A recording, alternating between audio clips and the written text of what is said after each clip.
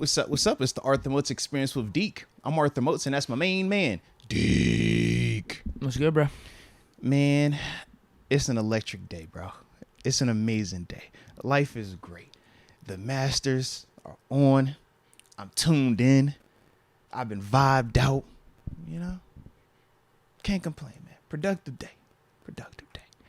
Back in the saddle with my dog, too, man. Everything good, man. How are you, man? I'm doing pretty good. Excited for the weekend. Heck yeah, man. Excited for Pirates opening day. That's going to be crazy, too. You're right. The Masters on. It's just a good vibe. Seeing Tiger walk the green, man, I don't know. It's something about it just hit me. I was like, yo. He needs to play better. He does. I'm sorry he does. to anyone that took my advice that he was a lock to make the cut. It's anything but right now. I think the thing is this, though. Give him a little adversity, he'll respond to it. He had adversity early on in the front nine. I thought he kind of responded decent on the back nine. Give me some birdies down the stretch. 18 wasn't the best, or on that final wasn't the best for him, but I just like how he looks right now, though. He's got that look. He got the mystique about him, man. You see him walking. The limp ain't really there. He jizzled, check, rocked up like a little action figure over there, man. But we'll see if it works out, though. Yeah, it'd be great if he made the cut. It'd be great if he made the cut at this point. He's swinging good, though. Mm-hmm. He can drive the ball far. Yeah, it looks like he still has his swing. It looks like he has everything. He's just rusty. Isn't played enough. He doesn't have his touch. That's a problem. As a golfer, how quickly can that come back, though? I'd expect him to play better tomorrow. Okay. Definitely expect him to play better tomorrow. Because you're right. Like, he off the tee, he was nice. But when you talk about any of the short game stuff, it was just, all over the place a little bit, man. Yeah, the recent Masters he actually won in 2019, he started off a little bit slow from what I can remember. He ended up winning it. So I wouldn't be surprised if he came out and shot like a 4 or 5 under tomorrow, to be honest with you. Yeah. Like, he did amateur golf stuff, like I would do out on the course. Like, he flubbed the chip on, I think it was number 4. Look. He was literally like 40, 50 yards away. Easy birdie opportunity. When he went bunker to bunker, that was one of those moments where I was like, I have done that, Tiger. I know the feeling, man. Relax. Now, he probably isn't going to be as loose about it as I am when I go bunker to bunker, but I could see the look on his face. The look was, blink it, blink, you know? And that's, I felt that. I could feel it, man. I think he's eased up on the swearing and stuff. Yeah. 10, 15 years ago. Used to be a loose cannon. I mean, the hot mics would could see his face, though. Be unbelievable. You could definitely see the face. Like, he was not happy, but it was like, all right, I've been, I've rebuilt this image. I'm not about to come up here and trip it out real quick, but I'm just yeah. He's definitely more relaxed recently. Yeah. But no, it's been cool, though, man. It's been cool, man. Like I'm happy you're enjoying it. Yeah, this is my first time, like I said, man, really, like, sitting down and watching it. But it's also one of them things where it's like, man, when Tiger's on, I'm watching him. When the other guys are on, it's kind of like, all right, check it out, but I'm going to do something else. Tune in, you know what I mean? So it's been a vibe, but it's been on the whole day, These new wave of guys, if you actually start watching a little consistently, these new wave of guys are... They've been pretty good Pretty today, good, yeah. man. Pretty like good. The Hovland dude that's been playing today, like, I haven't, like, because I don't follow it like that. I had never heard of him, but I thought he had been shooting, pretty good today, man. And obviously we know with Rahm, he's just running away. So, yeah. There's probably about like 20, 25 guys that are pretty interesting in this field. Yeah. Young guys in their prime between like 25, 35. Yeah, golf's in a decent spot. I guess what I'm saying is, even with Tiger, I know he's the big draw all the time, and you could even see on the first tee box. What's crazy is like, it was almost like it was the final round Sunday, the gathering that was around him. Just literally on the first tee, it was 10 a.m., his first shot. But no, these other guys, they're good. Like, I'm just saying, golf's in a decent place. I think it's because of Tiger. Tiger's the one that paid it forward to all these guys. A lot of them learned under him. No, I would agree with you on that, man. I definitely would. But that's the beauty of this thing, man. So it is good. I like this. Quick update too, man. D'Angelo, man, I did see you ask, man, was you delayed? That was on my end. You're good though, broski. You should be good now. Multitasking, doing too much in the background. No, that's good. Yeah. You know how to go. I was like, yo, let me look real quick. And I was like, we are a little slightly off. I was like, oh, I know what that is. Gotcha. No worries. Now we're back good. All right, want to hit these shout outs then? Dang, man. I do. But I like this golf stuff though, man. I get it now. At first, like I said, for a while, man, I was like, yo, I don't know how y'all get into golf, how y'all watch it. But I think I've turned that corner now, man. It's great. I've been enjoying it, man. It's great. Yeah, I'm actually I'm teeing them up tomorrow too before the Bucks game. Let's go. Where you playing at? Where's it at? It's out north. Mm-hmm. Yeah, course out there. One of our favorites. Okay. One of our favorites. Okay. So, yeah, I'm excited. Let's go then, man. Let's go. Well, with that being said, man, let's tap in. So, let us know where you are tuning in from so we can get those big boy shout outs to start the day's show, because we do got plenty we're going to be talking about today. And hit that like button one time for the culture. Subscribe if you have not done so. And hit that notification bell as well. You like this one? X Concepts, 724 Claridge, PA. Let's go. Got some fresh ink today after work. Ooh. The sleeve is finished. Let's go. Time for research. Let's go. Nah, I love that, man. I love that. Dang, man, I want to see the new ink, man. Sheesh. That, man, you know what I'm saying? Send a pic of the new ink. We want to see what's up, man. What was it? Was it nice? What you got? Was it controversial? Yeah. This is a great comment right here. Kenneth Moses, 757, checking in from Virginia Beach. Got to get used to glasses, Deke. He means no glasses, Deke, I guess. Yeah, F them glasses. Zay Flowers has a Steeler connection. Who does he share the receiver room with? Dino. For sure. 0.1 for Zay. You see it, man. The connection is there, baby. The connection is there. Alex Papamichael, and he means Dino Tomlin. Yeah. He played up at Boston College. Alex Papamichael tuning in from the 561 Boca Raton, South Florida, baby. Let's go. Shout out to Boca Raton, baby. Leah Warren, 254. Ryan McPherson, Convene, I see you. 480 Gilbert, Arizona. Go Bucks. Pittsburgh, 304 West Virginia. Need to check out my guy Bryce Ford Wheaton. With the 6th round receiver. Yeah, big 7th body. round receiver. That's the best Big prospect speed. from WVU this year. That's the grand guy that everyone's talking about. That's their elite talent. All right, he's going in like the 5th round maybe. Big speed receiver though, man. Nah, he cool cat, man. Good combat catch receiver. Yeah. We've seen Bryce though. Nah, you gotta, that's that Pitt connection right there. It's a little different. His evaluation of Bryce. There's another WV guy tuning in here, John L. 304 Morgantown. What's good with it? What's the word? Be chilling. D.D. Smalls from Gainesville. Let's go. Gainesville in the house. Tyron 330 Alliance, Ohio. Let's go. And shout out to X Concepts. He says the tattoo is no controversy at all on it. So we definitely like that, man. Shout out to you for that there, man. Let's get it. Real Deal RC 757 Norfolk, Virginia. Okay, Zay. Let's get it, man. Tristan Cooper 504. The 5-0, man. It's too young for you. We the 504 boys.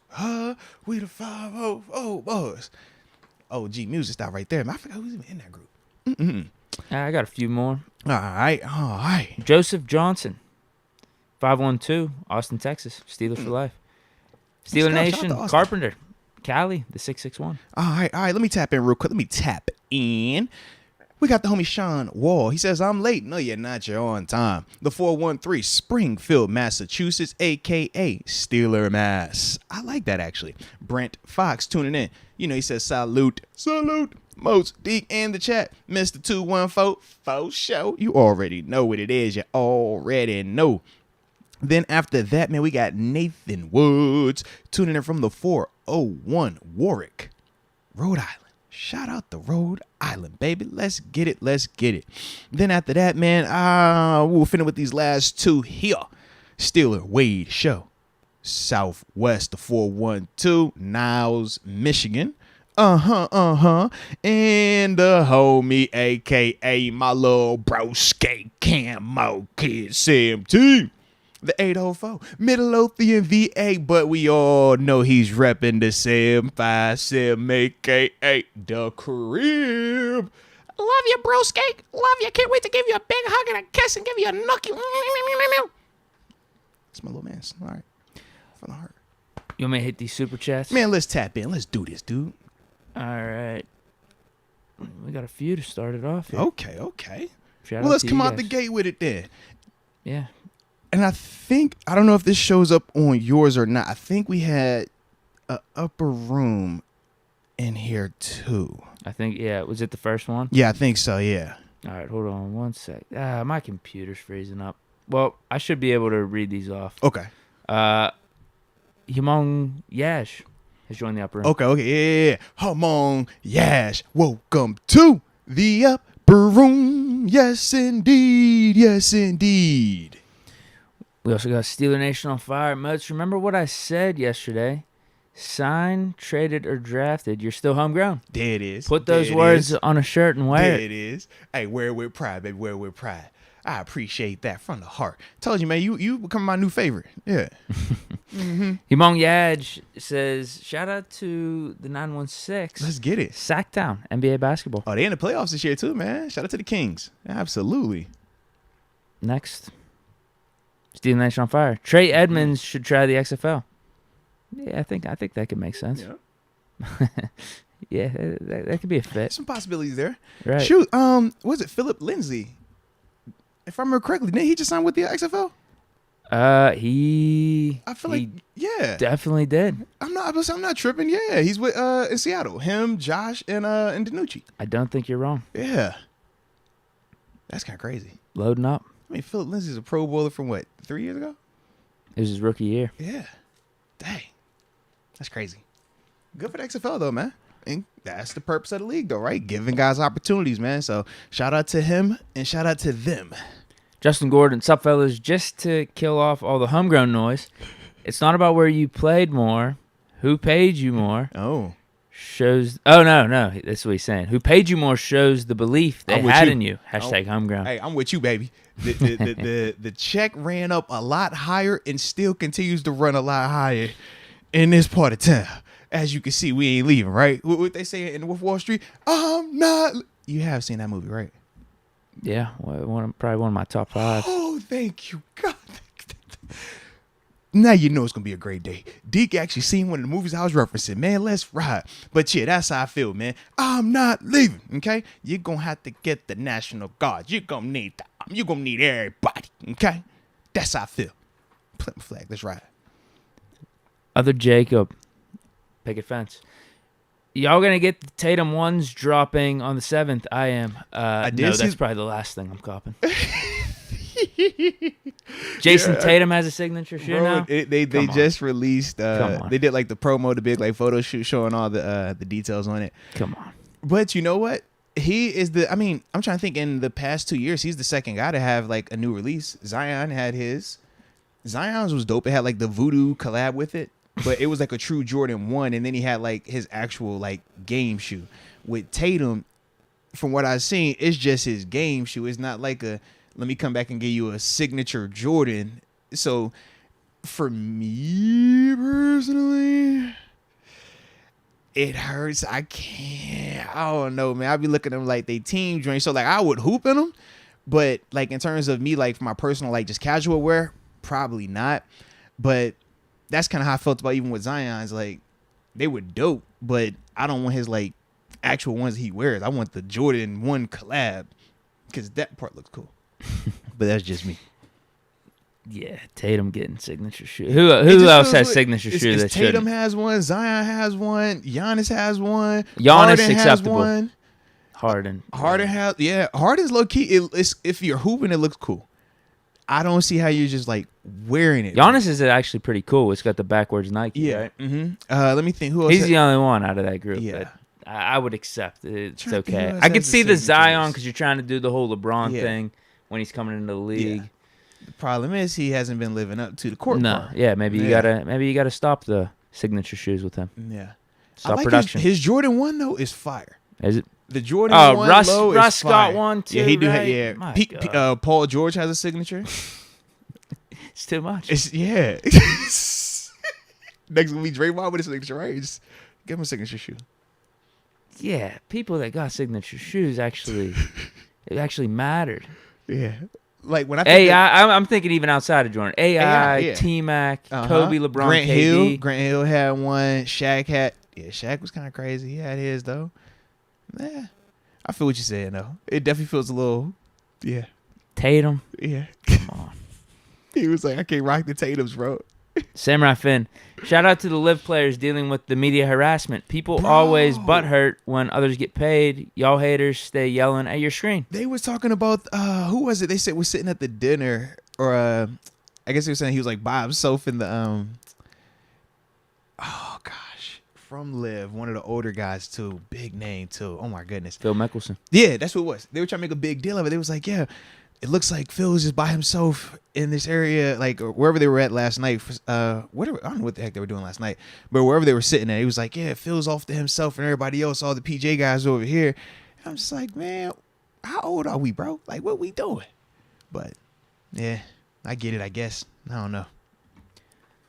Yeah, I got mixed reaction to the live stuff because there's a lot of nuance to it. Yeah. If you wanted to leave, you got your money, whatever. Like, I get don't it, care. yeah. It's your decision. You get guaranteed money. But at the same time, there is something too, like the PGA Tour is the reason where you're at right now. Right. And with live, there's no tradition, there's no legacy, there's nothing to it. So take your money, that's fine. Like you can have all the money you want, but you can't complain when people don't take your wins or your seriously, tournament or whatever your performance is on the live tour seriously. They look at it watered down. No matter, regardless of how well you play, the competition isn't the same over there, from top to bottom at least. As of right now. Yeah. Now, who knows? That could change in 10, 20 years, but there's no points being awarded to players on live. So down the line, they're going to start missing out on making it to these majors by the qualification standards. So, yeah, it's all in what you want. If you just want the money, you don't care. You just want to chill, live your life. And here's the funny part, too, and this is why there's so many nuances with it. A lot of the dudes left and were like, yeah, I just want a lighter schedule. This is for, like, me and my family and stuff. Yeah. Meanwhile, literally after this first season, it was last year in 2022, Live announced they were adding, like, 10 more tournaments or something. So, like, they're up in the teens. They're almost at the point right now where they got to play a full PGA Tour schedule, or at least close to what they were already playing on the PGA Tour. So you don't even get the quote-unquote break that you were leaving there was literally only one or two guys that actually flat outright admitted, I'm just leaving for the money. Everyone else was doing the BS political stuff and I'm doing what's best for me and my family. You got to save face, man. You know that, but the money that they were throwing at these guys, I don't blame them, especially when you think of just how you get paid in golf. You got to win to catch a check. So at least in that sense, they can feel some sort of peace of mind, but yeah, you can't complain about your legacy taking the hit. You can't complain about, like you said, not being viewed as one of the best or the best in the world because of this move now.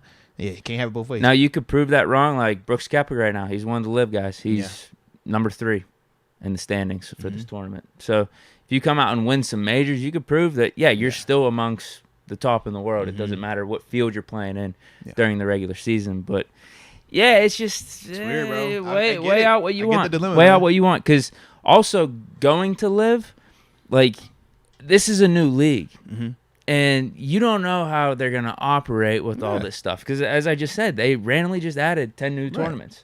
So there was also some stipulation I was reading that some of these dudes that have like 3 or 4 year contracts, if they want to get out, they gotta pay back like 3 or 4 times the amount they agreed to. Like 3. So because if you want out, you'd have to pay like 300 or 400 because million. You are an investment. If I'm paying you that up front, you think about the money that I'm banking on getting from you in TV deals and endorsement stuff like that. Afterwards, ticket sales, I need all that and then some. I feel it. Yeah. Tito Whitaker. That is interesting though, bro. It kind of reminds me of like when we talk football free agency. Would you rather stay somewhere where you know you're going to have the best chance to still compete, still win, and get it after it that way, or go somewhere where you're going to get paid a ton of money, but you know you're going to fall off a cliff because nobody's going to care about your squad? It's going to be terrible. Legs takes the hit, but you get the money though.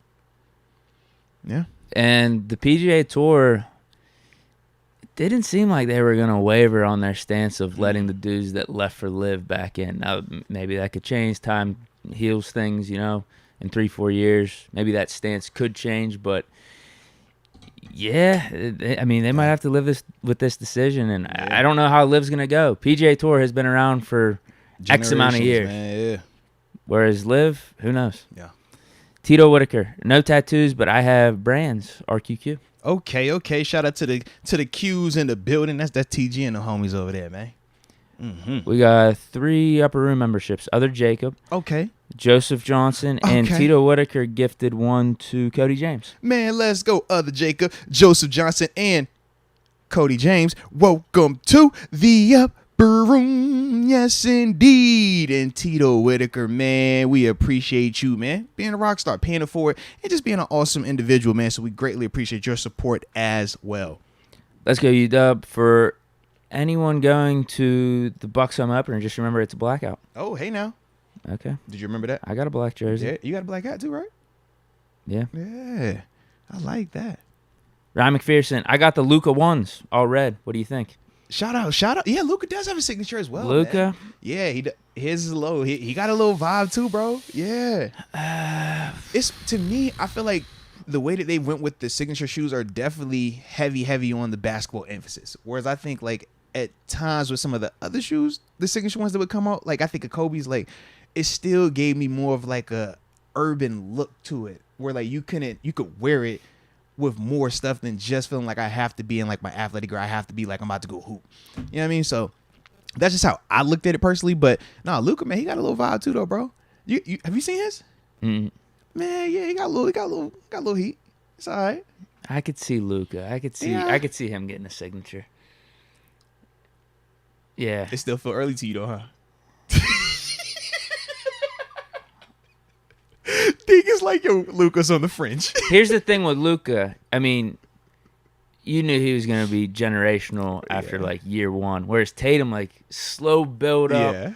finally got his one season last year, or made the finals and everything. Now I know he was an all-star for a few seasons, but that's different than even when we're going to be talking Luka, about Luca being top 3 or 4 for the next 10 years. You know the thing that's crazy though? I remember it was a time where I thought Kristaps Porzingis was going to be that. Right. And it was just like, dude, what happened, man? It's crazy. Like Giannis makes 100% sense to me. 100%. He was a slow burn too, though. Oh yeah, when did he get his? He got his 2 years ago. I think it was 2 3 after years that ago. chip. Yeah, right. It was like literally right around that time. Yeah, makes sense to me. Or he was winning all those back-to-back MVPs too. Yeah, Jokic could get one. he could. He's about to win third MVP, right? Well, no, they saying now they've all shifted to Embiid now. You know how it goes. Is it? Like, is it legit? I haven't been paying attention enough. But it's so weird to me because it seems almost scripted to an extent. The way that like a couple weeks ago it comes out that Jokic is still the favorite, and then it was this big outpour and outcry of, oh man, why should he have all these MVPs back to back to back? When you think about guys like LeBron, you think about guys like Kobe, you think about guys like this who should have won all these MVPs back to back to back, and guys would just simply say, because of how good they were, man, we're just gonna give it to somebody else. We already know who they were. They're like, why does a guy like Jokic get a chance to run these up? As soon as those conversations started to come out, instantly everything started to push towards Embiid being the favorite. Embiid's the favorite. And now I think it was just yesterday or 2 days ago, they did like an updated odds. Like, oh yeah, Embiid's the favorite. Then he went for 50. This is after he sat out the game when he was supposed to go up head to head against Jokic. And then Doc Rivers comes out and says, oh yeah, the MVP race is over. Hey, it's Embiid. Embiid got it now. And I'm just like, bruh, this just seems crazy to me, bro. But literally, when they first said that a couple weeks ago, it was like the whole media engine just shifted, and everything was Embiid. Yeah, can't make this up, bruh. Yeah. Kenneth Moses. So why are the Ratbirds threatening to draft JPJ? Son, I did see that. What? Yo, that was funny. So, Harbaugh yesterday. It was either yesterday or the day before yesterday. He was doing an interview. He was like, yeah, man, I'll make Joey Porter a Ravens fan if I draft his son. Yeah, and I was lucky like, you do got a good point there, because if my little man would have get drafted, it's like, yeah, you going to support your man. You going to support your son. You going to be in that thing with his jersey or with pride. I can see him right now. Peasy and Ray Lewis showing up to the games hand in hand. Hey, buddy, hey, man, let's go Ravens, man. Oh, yeah. You know it is, bro. Yeah, Patriots that would be so tough for him, Ravens pick would change Peasy a little bit, I guess. That'd be tough for him, bro. That'd be tough. Steel Nation on fire. Mike Vick is the only NFL player from a Virginia college that was good. Barely any players from Virginia college going to be good or going to the NFL. Yeah, when you're talking like UVA and Tech and stuff like that, nah, a lot of people don't go there, man. But Vic was probably like that last time frame. You think Vic, D'Angelo Hall, right? Daryl Tapp, dudes like that, or Daryl Tapp, excuse me, guys like that. But then it was a lull until you got to what? Your Cam Chancellor, your Tyrod Taylor. Then from there, you got your Edmonds brothers, right? So, yeah, it's Tech, though, man. That's how we look at them. But, man, it ain't like that. It's Tech. What we talking about? And it's UVA. But when you Google where these talented players come from that y'all be cheering for at the University of Florida, Florida State, USC, Texas, but where you from? The crib. And that's the beauty of it, baby. Don't you love it? Jonathan Stevens. Trade 17 and 80 to get 10 from Philly to take Gonzalez. Flip Dotson for a 5th or 6th to recoup some of that depth we would lose at 80. That's not a bad. Okay. It's not a bad strategy at all. Okay. 80. That's our third round pick, right? Mm-hmm. I could live with that. Okay. I could definitely live with that. Okay. Then grab that 5th or 6th. Mm-hmm. That's a good suggestion. Yeah, but I don't hate that. Mm-mm. That's a good one. Because we did visit with Gonzalez today. I like that. I don't think we ever officially met with him at the Combine. Correct. So now, got the official top 30 visit. Mm-hmm. Shows we're interested. I know we obviously probably were interested, but Yeah. I just wonder if the Steelers thought, oh, he's going to go too high for us. Mm-hmm. But at least showing the interest maybe shows that we could maybe trade up for him. Yeah. And Collins talked about I'm that. about to say we definitely heard Khan say that all of that is in play, moving up and moving backwards in the draft. And we have plenty of capital. That's the other part that is very beneficial for us in this situation. We do plan on tapping into some fan mock drafts today, too. And actually, all 3 of them do have some form of a trade in it, just because that scenario could be in play. But it is interesting when we entertain or explore some of those trading options. Just the thought process, man. Obviously, with Jonathan Stevens right here, packaging the 1st and that 3rd to move up to the 10th overall spot to get Gonzalez. We all love him in terms of his man-to-man potential. We think that him and Witherspoon are the best pure man-to-man corners in this class right now. So if you feel that strongly about him and that's the guy that you want, then yeah, you can make a move like that to go get him. My only devil's advocate is this, man. In some mocks, Gonzalez and Witherspoon go in the top 10. If that's the case, now you make that move and he's not there when you make it. What's the next step? That's something that we would have to entertain, obviously, and stuff like that. But if he is on the board when, pick 10 comes around, well, then, yeah, go ahead and make that move. But that would be my only, thing to make me just have a little bit of pause for a cause, a little bit of hesitation with that. Well, that's it for the Supers right now. Man, let's tap in. Alrighty. Well, to continue on with these convo that we were having yesterday, man, obviously we're talking the wide receivers and their official visits, but we did want to come back to you and talk about the wide receivers that did have combine meetings with the squad as well, because as we already know, some correlation there, man. Whether we're talking combine meetings, whether we're talking pro days, whether we're talking official visits, all of that information lets you know the direction the team is going in terms of the player types, along with, just the type of player that we're looking for. If we're looking at high-end receivers, well, don't be surprised if we take one early. If we're looking at middle to the back end of the draft receivers, well, that should reflect in terms of how we would go about, doing that business, stuff like that. So with that being the case, combine meetings that we did have, we met with 4 wide receivers. Jackson Smith and Jigba, the wide receiver out of USC. Zay Flowers, we've talked about him a good amount now in these past couple of days. Wide receiver out of Boston College. Jalen Hyatt, the wide receiver from Tennessee. And then Parker Washington, the wide receiver out of Penn State. Quick breakdown on all of these dudes, man. Jackson Smith and Jigba, we know him. Obviously came on the scene, what was that? Not this past season, the year before. He was hurt all last year. Yeah, I forget what bowl game it was, though. What was the one they played in where he went crazy in the game? Well, he led all those Ohio State receivers in receiving yards. He had like 1,600, and they still had Garrett Wilson and Olave on that team. But it was, oh my gosh, it wasn't the Fiesta Bowl. Might have been Rose Bowl. But he went out there and obviously was like 15 catch, 300-something receiving yards, touch paint a couple of times. Really just put on a masterclass, man. But when you watch him, man, he's a smooth receiver. Could play outside, but he dominates you in the slot. Combat catch guy, creates separation. Love his run after ability. And he's a tough guy to tackle. Natural hands catcher. Was extremely productive in 2021. He dealt with the hammy in 2022. That was the big thing. But when you're watching him, he's not necessarily a blazer in terms of just run by you, electric speed, and he's not going to make you miss a lot of times. But when we talk about him being a tough tackle, it's because of once he gets the ball in his hands, how hard he's running, how physical of a player he is. But he doesn't have a ton of wiggle with him. Zay Flowers, man, we talked about him a ton yesterday. If y'all have not tapped in on Zay, y'all need to check him out. That is little AB. In terms of, little Antonio Brown. We don't need to be AB just yet. Antonio Brown on the field, okay? Can run routes, man. Explosive in and out of his breaks. Love his start-stop ability.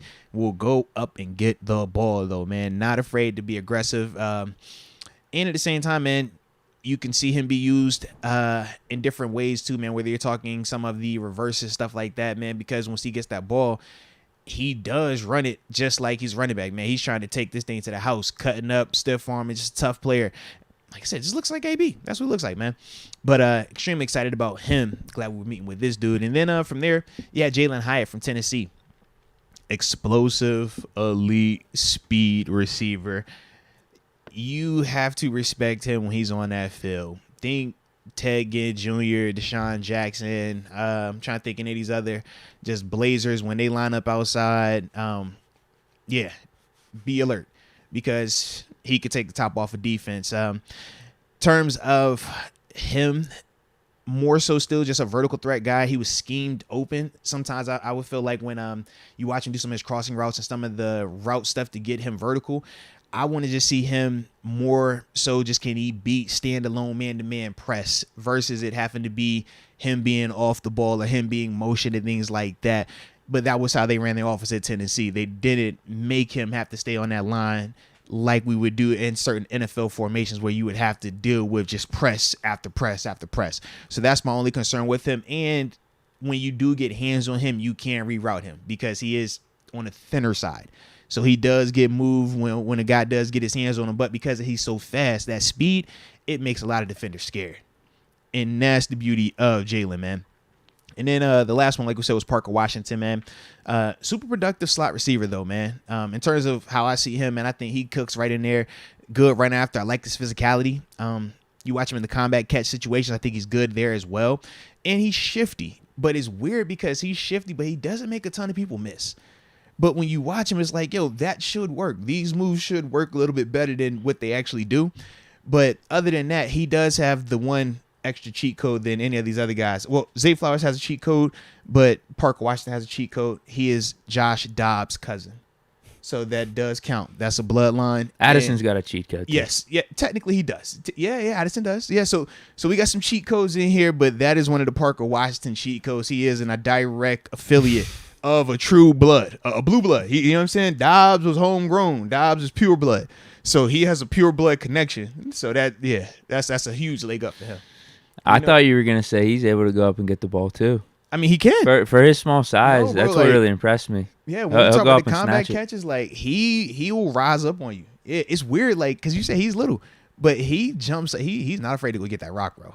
That ball in the air, he's going to get it, man.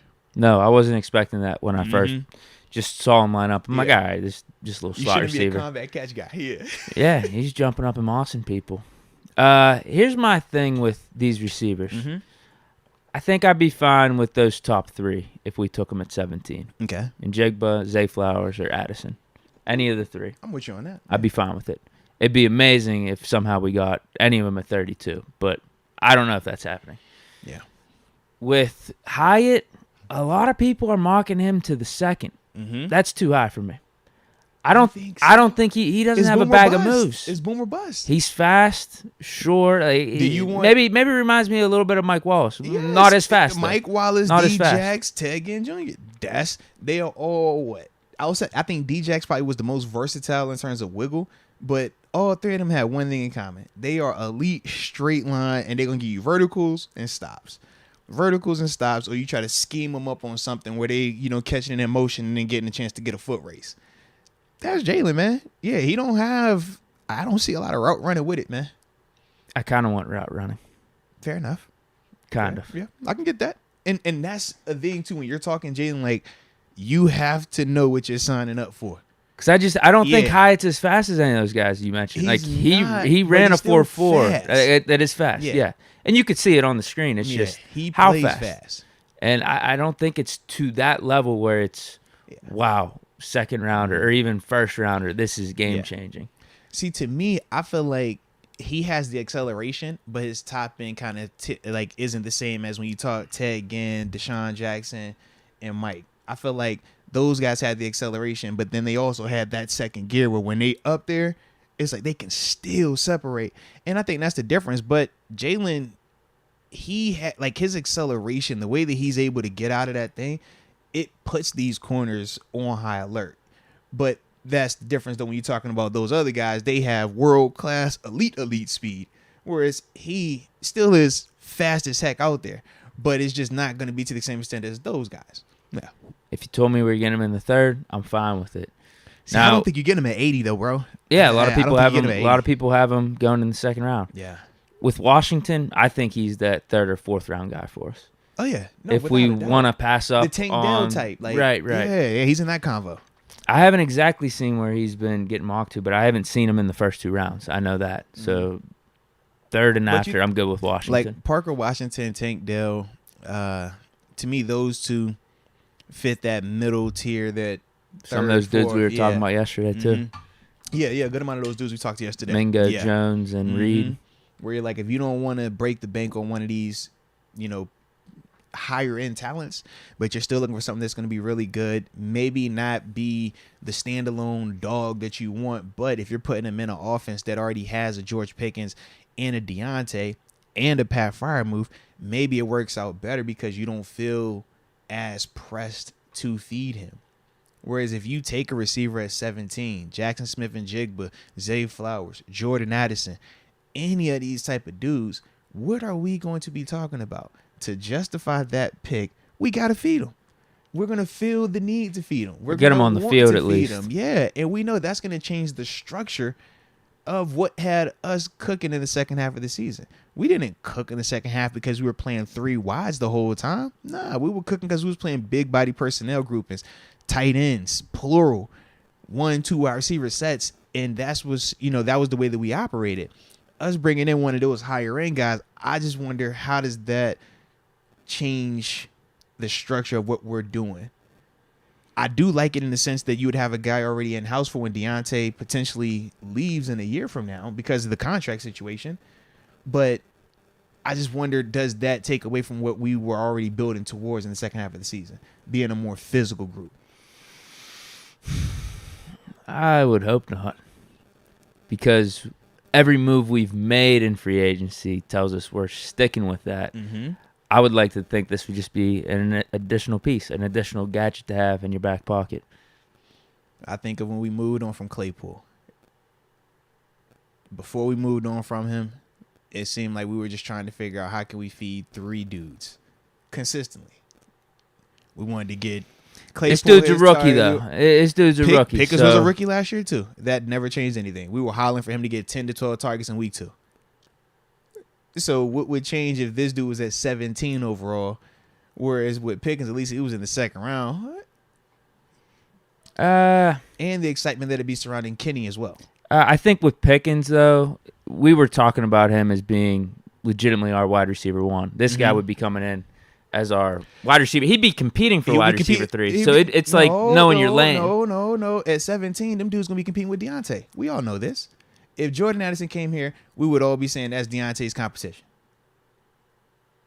If Zay Flowers came here, we would all be saying, man, that's going to be competing with Deontay.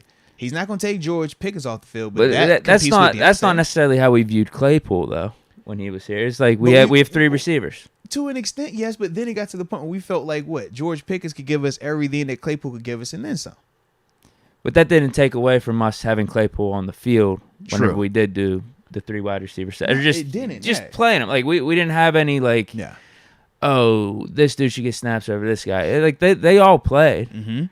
So that's how I feel like it would be. But they The were problem all playing. But think about how the offense looked with that. That's what I'm getting at. No, I'm with you. I'm with you. So the thing I'm getting with what you're saying is, if we draft a receiver, do we do more 3 wide receiver sets? That takes away from our ground and pound. And also, if you draft a receiver, does that make you feel like you have to capitalize on your investment early on? Yeah. It's flawed thinking. I'm not saying organizations don't think that way, and maybe the Steelers would think that way. I just think it's flawed thinking. You draft the best player, you get him acclimated. You don't give him anything because, like, even with Pickens, like, they had to earn their time, right? That's what I would like to see if we draft a receiver. Have him earn it, compete for that wide receiver 3, and let the rookie year play out. Don't force anything. Don't force to get him on the field. That's how it should be. That's how it used to be. It's a different time now. Dude, Calvin Johnson had 700 yards his rookie year. You said it perfect. Your last statement was it, bro. That's how it used to be. But unfortunately, that is not how it always is now. Like, I don't know when it shifted or why it shifted, but that is, like, it's not just a Steelers league wide. Like, you play these higher end guys. You will put them out there sooner than they probably need to be out there, and we will just justify by saying he can learn on the fly.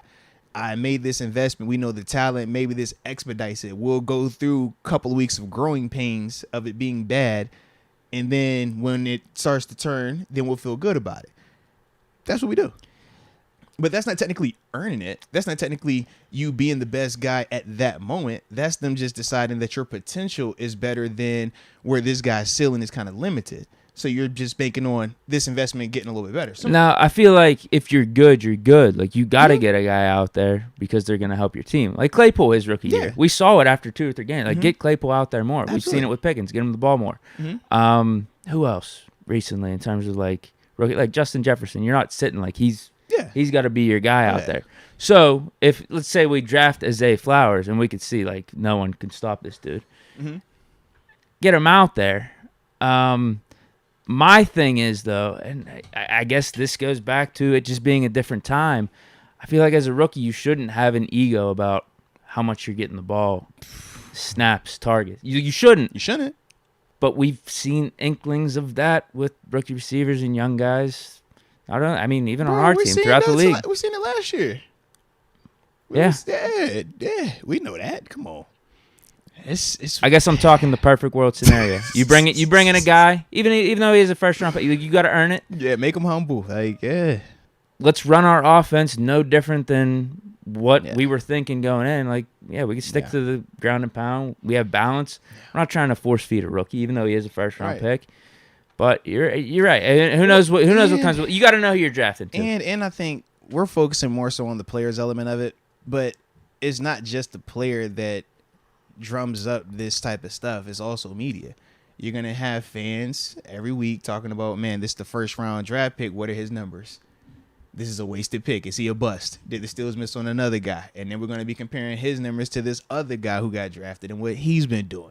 And then that's what you hear. So then that player feels that pressure as well. I just think there's a lot that goes into it, man. When you take a dude in the first round, we've seen it with all of our first round picks, whether it's right or wrong, just the pressure that comes with that, man. In terms of the expectation, in terms of how fast we think they should be producing to a certain level, regardless of if all of the variables are equal. We just feel like because of you being a first rounder, you're supposed to be the guy.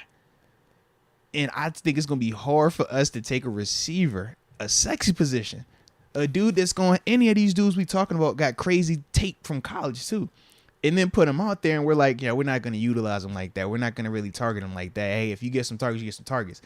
I just think that's going to be hard, man. I see what you're saying. No different than when we had Kenny sitting behind Mitch. It's like, the offense looked a certain way, right? And we're like, man, all right, is Kenny necessarily ready today? But hey, we know if we put him out there, does it expedite his growth? Sure. You're going to deal with some growing pains early on. But it's just hard to sit it. It's hard to wait. Even though everything is saying, hey, wait till the bye. You got time. You just can't, because what? It's the first rounder. You feel the excitement, and you just got to do it. And if we take a receiver at 17 like Zay or like Jordan Addison, Jackson Smith, and Jigba, they all going to be excited just like that. And we're going to be over here like, come on, baby.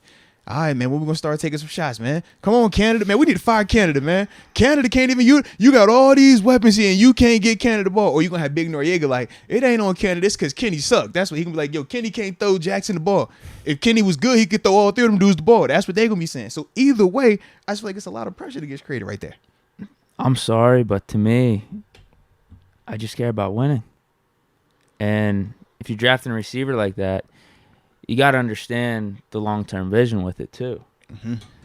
Because I was going to bring up, hey, remember when we drafted Juju, second-round pick? Seriously? We had him, Martavis, AB out there. And it was a three-wide receiver set type of thing. Gone by then? Yeah, he was gone. I think he was gone. That was first year then, I mean, they all played a significant amount of time. I think Martavis had 600 or 700 yards. Juju had almost 1,000. AB was AB. Yeah. But difference is that was Ben slinging it all over the field, throwing for like 500 or 5,000 plus yards, whereas we have got Kenny going into his second year.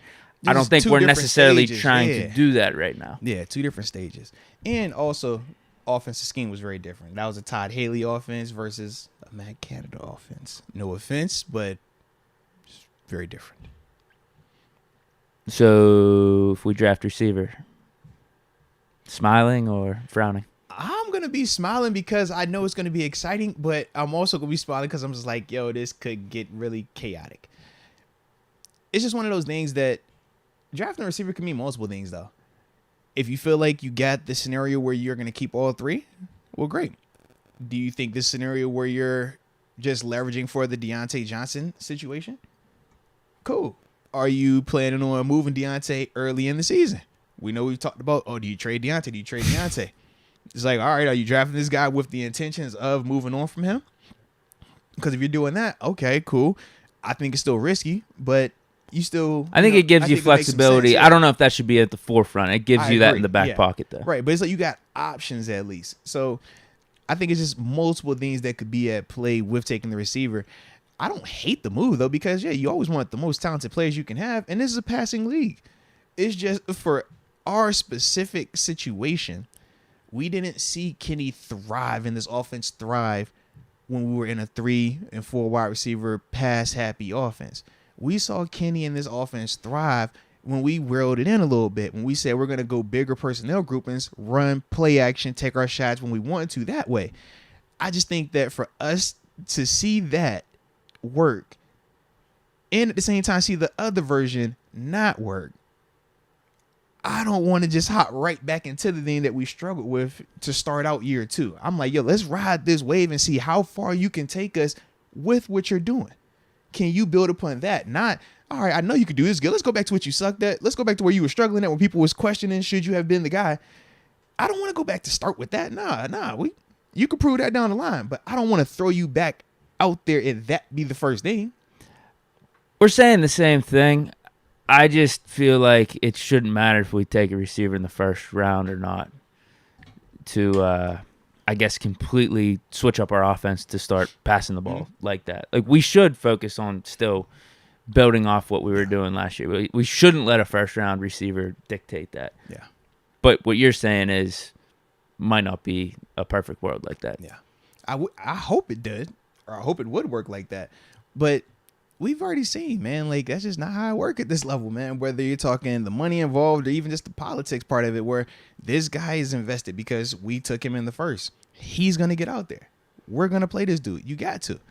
That's just how they view it. Yeah, receiver would be the most controversial first-round pick. Without a doubt. Not necessarily a bad one. No, because if we talk about needs, you go down the list, left tackle, corner. Maybe you can make an argument at that third spot between linebacker or slot receiver. Yeah, but to go receiver and then say he's not even going to be the main target, we're not even going to be trying to get him on the field early, or it's just like, that's. I'm learning in my franchise. Calvin Austin is a threat. Don't discount what's already on your team. Oh, okay. I'm learning in the franchise. Okay, can he catch? Oh, yeah. Okay, that's what I need to hear then, man. Oh, yeah. If he can catch on the game, he can catch in real life. Taking the top off the defense. That's what I like to hear. That's what I like to hear, baby. Yep. Looking on routes too, separation. It's all there. Okay. It's all there. Okay. But I would actually. I mean, I'd be pumped about probably any of those three guys we take. Zay Flowers or Addison more than Njigba, but yeah, I'm with you. I'm with you on those two. Those two I'd be pumped about. So which one would you want? Because you said both names. I want to know. Put your feet to the fire. Can you ask me again? I need to watch Addison highlights again. Addison tape again. The AB vibe. Yeah, I don't want to. Yeah, I don't want to let Prisoner of the Moment take over it. Yeah, because the last I've watched was Zay Flowers. Yeah. Those were the last highlights I watched. I haven't watched Addison's in a while. So you were smiling the whole time too, huh? I dropped some expletives. I was like, holy shit. Right. I mean, it wasn't even, I told you, it wasn't even based off the routes. Like, the routes were phenomenal. It was when he walked.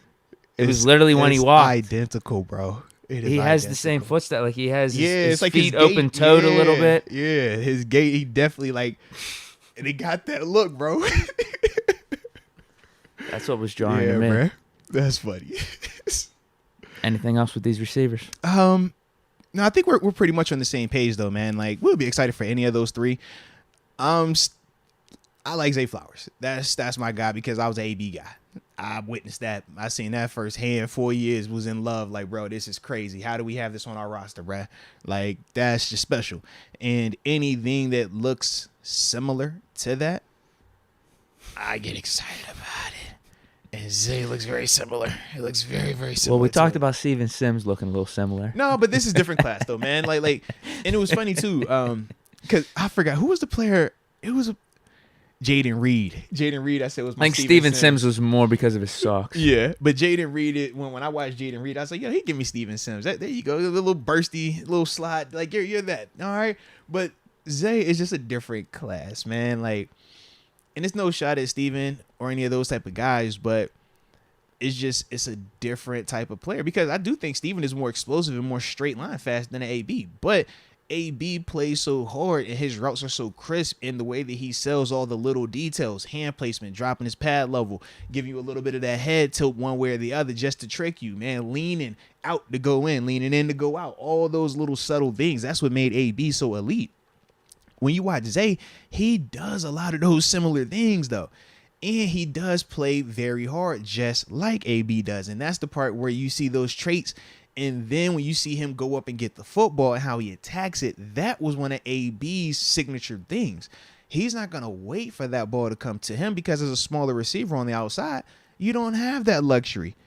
So for those type of dudes that go up and get it, that's how they can live out there. And that's when you look at Zay, I'm like, well, shoot, worst case, Zay come in year one, he's your slot. Then after that, we bumping him outside.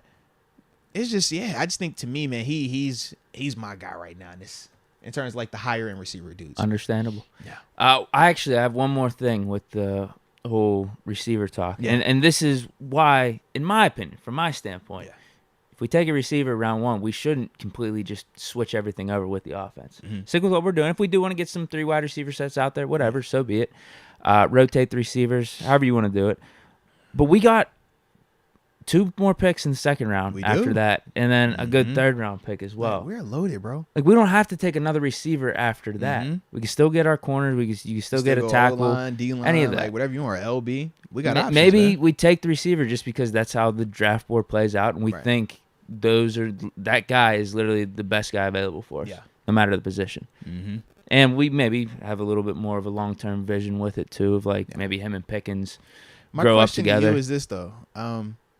You said 2 wide receiver sets.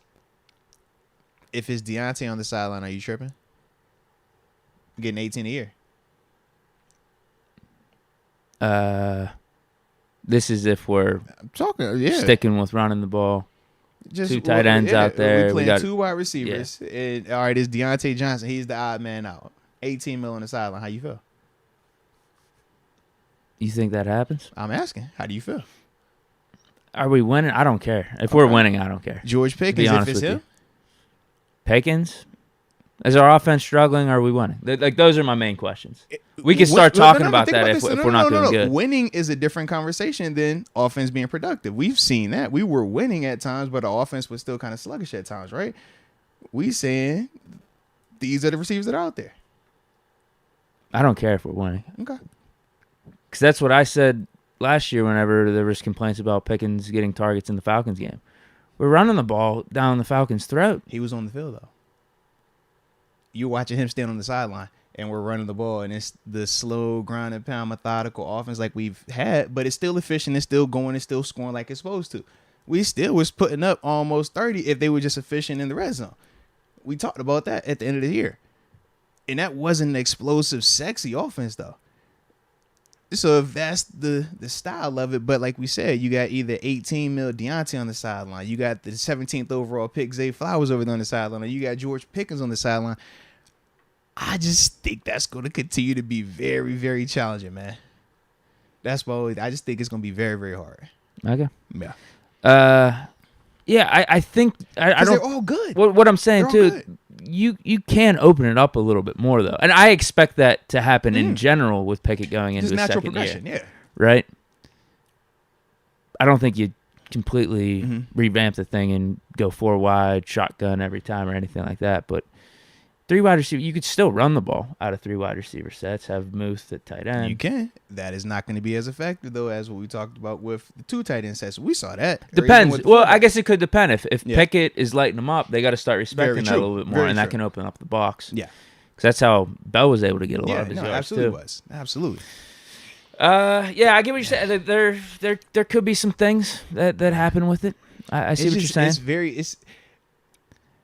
I can see it either being great, I can see it not being great, but at the same time, I can also see it just smoothly working. That's the part with it, though, and that's the thing why it's so intriguing to talk about, because it can literally. Is it just I feel like this it goes so many position? ways.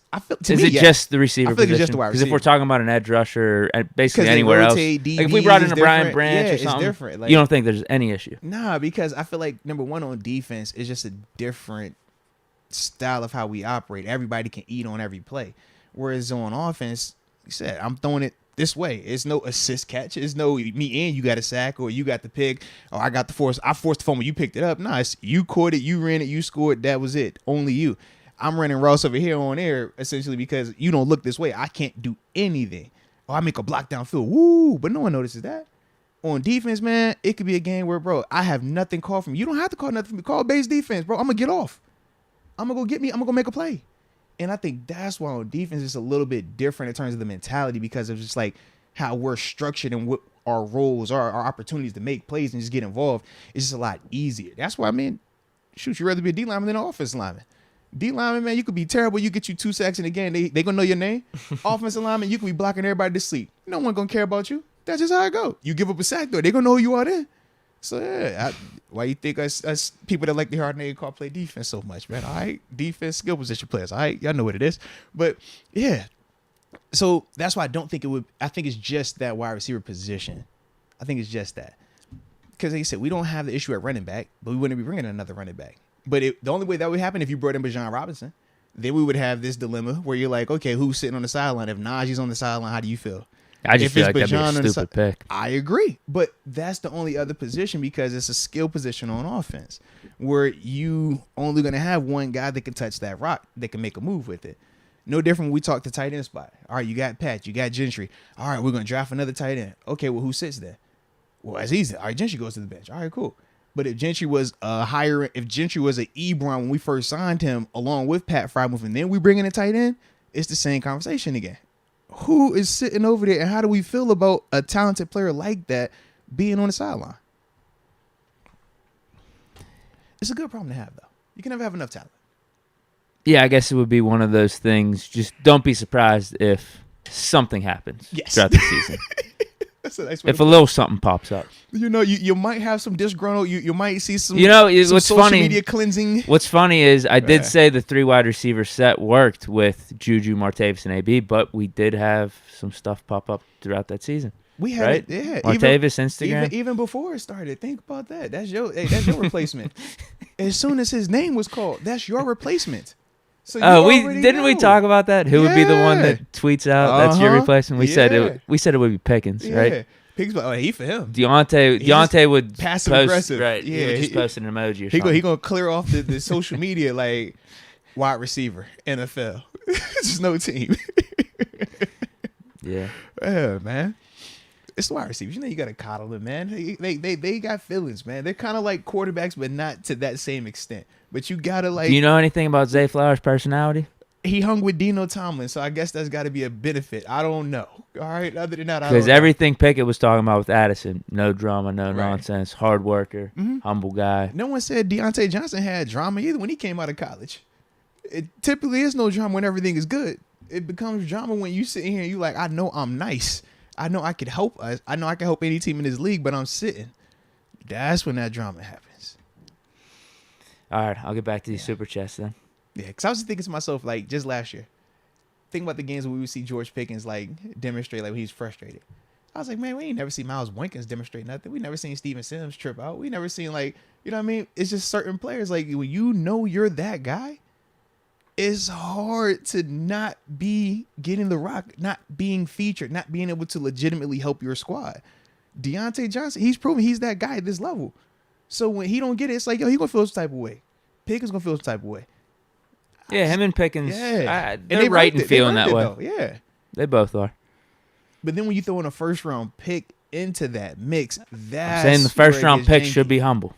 Should come in humble. They It's should. just- He should, but that's where You're it a gets rookie. janky. That's where it gets janky. You throw the first rounder in there, that's the wild card. You know whoever we draft is going to be nice. That's the thing. You That's could the draft. thing. You That's could what I'm draft the saying. first round pick. He's gonna like be nice, bro. some of these teams, Yeah. they can't draft one. Like Right. Jalen Reagor with the Yeah, Eagles. we There's know bust. We know we're gonna get Like a you nice draft one, a bro. dude and they're not Yeah. good. So yeah, you have to stay humble. Right. But whoever We're we gonna have draft a guy. they're going to be good. We're gonna have a Especially if we guy. get one in the first round. And we're gonna be over here like, who? He ain't on the field for who? For Gentry on the 2 tight end set? For Connor Hayward? For Derek White and the fullback? No, I can't go for that, bro. No, can't do it, baby. I mean, we could start up the slug and let Kenny Just saying, cook. bro. We Just could saying, start bro. that up. I'm just if that type of receiver Can is we- here, I'm going to be on that energy. Can we have both at the same? Both slogans. I would Let be, Kenny cook and pound the rock. I don't think those two things could be Run mutually the damn ball. exclusive. But for Let me, Kenny cook. I'm going to be on the Kenny Cook train. We're going to be sinking or swimming with Kenny. It's going to be like the Titanic. I'm going to be like, oh, this ship is unsinkable.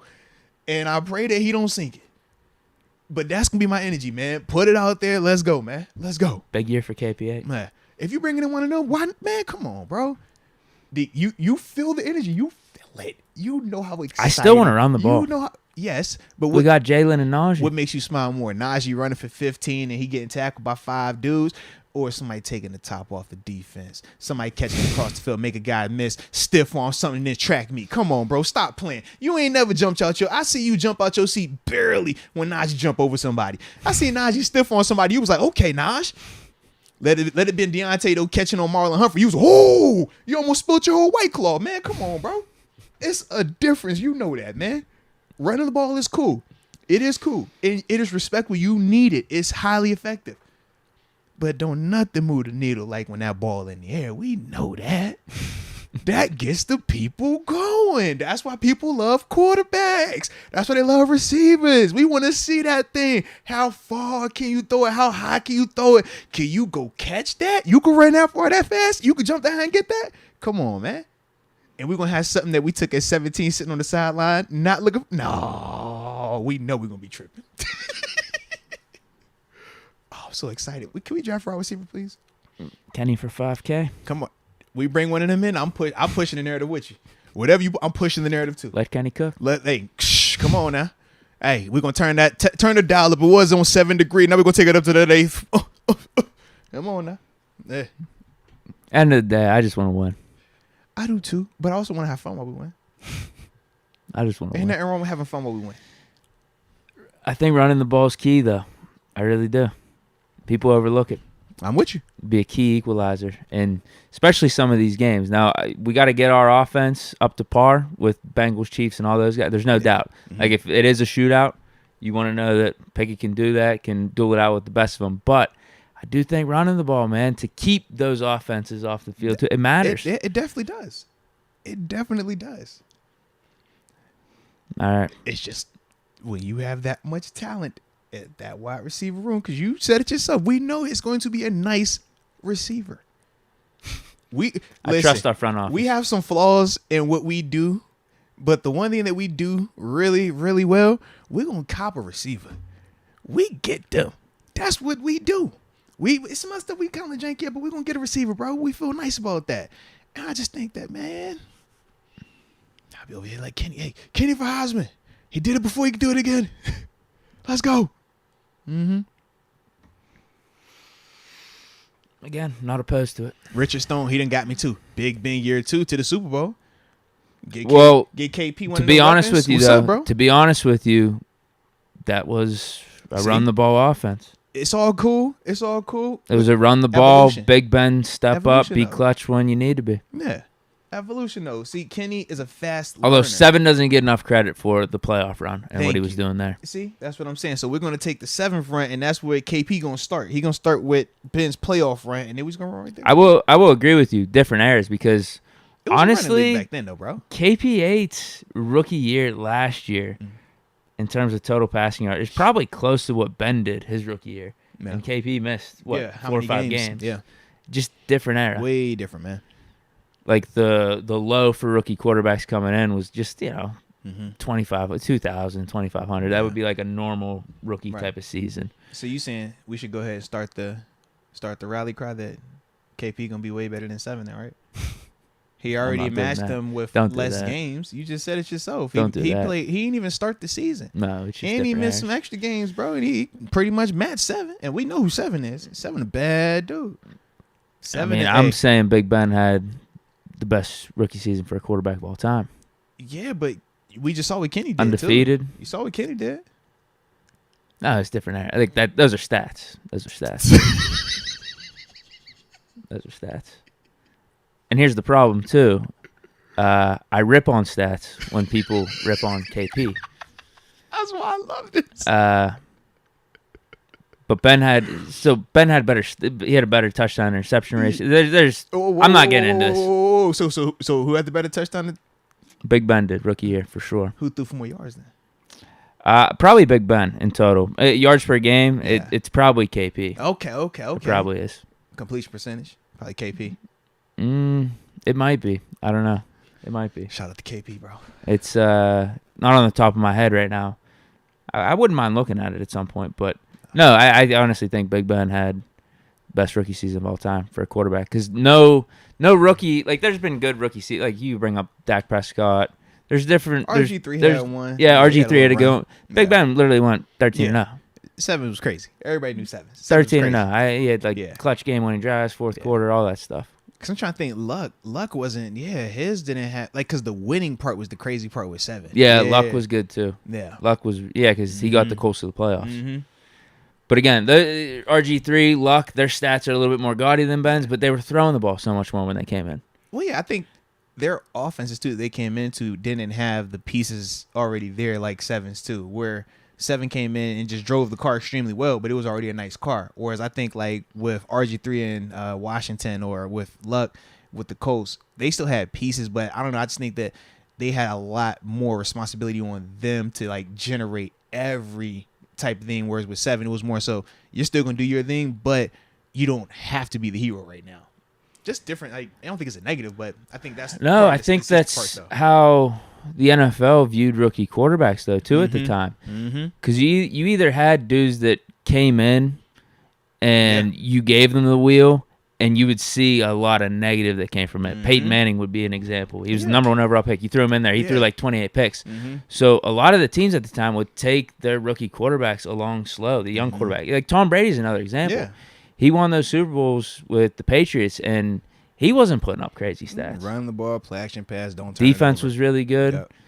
And then you started to get probably 10 years later. Yeah, it's whenever you started to get to like 2010, 2011, 2012. Yeah. You just drafted dude, and here's the starter. Yeah, just put him out. Because Matt Ryan, another guy from that era. Yeah. Matt Ryan, 08. He was the 3rd overall pick for the Falcons. Brought him along slowly. Yeah. I mean, he was good for him, but it was stats weren't anything crazy. They made the playoffs with him. Yeah. But yeah, it's just different. You're right to think about how. But you said it earlier. It shifted. I think Ben was ahead of his time, honestly. Yeah, but it shifted though. Think about now. In the past 3 to 4 years, every time a quarterback is taken, it's no competition. It's like, bro, you're gonna be the starter. At some point, you're gonna be the starter this year. Are we gonna wait till the bye week to be modest, or you day 1 starter, or you week 3 starter? Like that's what it is. Whereas you talk about the other dudes, man. Like it was a little bit more drawn out. I don't know why it shifted though. I honestly don't. There are still teams that will But it's let quarterbacks sit. Some. I mean, Some, Andy yeah. Reid with Mahomes. Mhm. Us, a little, depending on how you want to argue it with we did Pickett. to an extent, yeah. Like it wasn't the Trey egregious, like, Lance hey, with we're the just gonna go Niners. out there. You're right. It's few and far between them. It's more rare to say, hey, we're They're drafting gonna a let this dude quarterback sit. in round 1 and we're gonna Yeah. let him sit for a year. Yeah, like think about the Anthony Richardson situation becomes unique because it's like if you take him to Carolina, he's starting day 1. If you take him to Seattle, though, he gets a chance to sit. Exactly. But literally, those are two franchises that at this stage they're kind of in the same boat. But it's just crazy to think that this could sink or swim you. This could be great for your career. All within the span of like 2 picks. All right, supers. Yeah, let's tap in. Yeah. Matthew Oh, and Gisner. hit that like button too for the culture, folks. I see all y'all in here, man. We appreciate y'all as always. Hope y'all enjoying the convos too, man. Chapter to earn fear to focus, inspiring and take changing for me. Thank you, my dude. Hey, man. Is this on That's from the book, the bro. book? Absolutely, man. Got to turn fear into focus. Chapter T, because it's out there like my name. But yeah, gotta talk about how, like, you know, a lot of times, man, when you got a big decision coming up or just life coming at you, man, sometimes that fear of failure would keep you from taking a chance on something. So you got to turn that fear into focus, man, and use it as a pushing tool, man, to go ahead and jump off that cliff, man, take a chance at it, swing for the fences. So, yeah. But no, I'm glad you like that chapter, though, right there, Matthew, man, from the heart. Appreciate you. He says, thank you, my dude. Only defensive tackle or CB in the first round. Ooh, Or a stud that falls at any position. I like your mindset. D tackle is interesting. D tackle is definitely interesting, man. Yeah, that's what we're going to do. We're going to take an edge rusher round 1 and then round 2 take a D tackle. Watch. You wouldn't like that either, huh? I wouldn't over be here happy. Like, pass I wouldn't rush be happy. city, and this is how Coach Tom would justify it. You ready? Moats, you already know. I don't need an elite corner. If my rusher would get that ball out fast, I just need a good corner. I'll be all right. I need elite edge rushers, though. That's what we're going to tell you. Believe that. That's his Then theory. you got to say, Coach, what happened in that Bengals game? That's his theory, bro. I know, but that's his theory, though. He's like, yo, I'd rather have elite pass rushers that can get after the quarterback is going to make that ball have to come out fast. And if my corners are just good, they can survive that. But I don't need them corners out there carving from 6, 7, 8 seconds because any corner is going to struggle with that. It's going to be tough. But if you can get that pressure organically without having to blitz it, yeah, that's his motto, the chain man. reaction. That's how he talks, man. Gift and curse to both sides. But I get it. I understand it. Selfishly, I might even agree with him on that. No, that's the problem. I agree too. My problem was when they drafted the person they drafted, I was like, bro, I just signed my deal. You don't need all these pass rushers in here, man. You feel me? And he's like, nah, man, this is the concept, this thought process. You see his history with this thing, man. Yeah, all right, there's layers to this pass rush stuff, man. There's layers to it. But yeah, that's his thought process though, man. He's want ways like, yo, if I get that, everything else takes care of itself. Yeah, but can we at least get one, just lock down CB1 we can have for the next 10 years? I'm with you. Just one guy, and we can have the other guys be good corners. But think about it. Have you ever, Ike T, dope. He was good. He was dope. Underrated. Mm-hmm. But the fact that we have to say it's underrated, like we don't. Whereas Debo, is Debo underrated to anybody? Heck no. PZ underrated? Nah. TJ Watt underrated? Heck no. It's like, yo, we gonna make sure Lamar Woodley, man, not underrated. Left some on the table. You know. Good for the time being. Yeah, absolutely though, man. Pastures, man. That's his thought process. So it would shake up everything though, huh? That's what we're gonna It do. would shake up everything. With the 17th overall selection, Pittsburgh still select. Some dude we haven't spent Right, one like, ounce of bro, time talking what? about. Some edge rusher. Edge rusher out of Oklahoma. Like, I'd probably that dude from Clemson, Miles Murphy. you're in it. Miles Murphy. We were here like, hey, Deke, pull up the highlight record. Oh, all right, I get. Yeah, I can see it. Yeah, all right, he's a pass rusher. He's a sack guy. Oh, he kind of looks like Bud here. He's strong, bursty. Oh, okay. Got to develop a little rush here, but hey, you can see the intangibles. Everything jumps off the screen. Athleticism. Yeah. You know how it goes, bro. Matthew Gisner, by the way, from behind enemy lines. People are losing their minds here. Raven fans are jumping ship. Chaos in Baltimore is good for Pitt. Telling you, fans are upset here. Good. Yeah, I always try to like put myself in that position if I was a fan of like that team, like if that was happening here. Because like we knew how we felt about TJ, but TJ still was a defender. And our whole justification was to pay a non-quarterback player that type of money How do you justify it? Is this player justified? Like, so there's a lot more talk with it. But could you imagine when we're talking quarterback?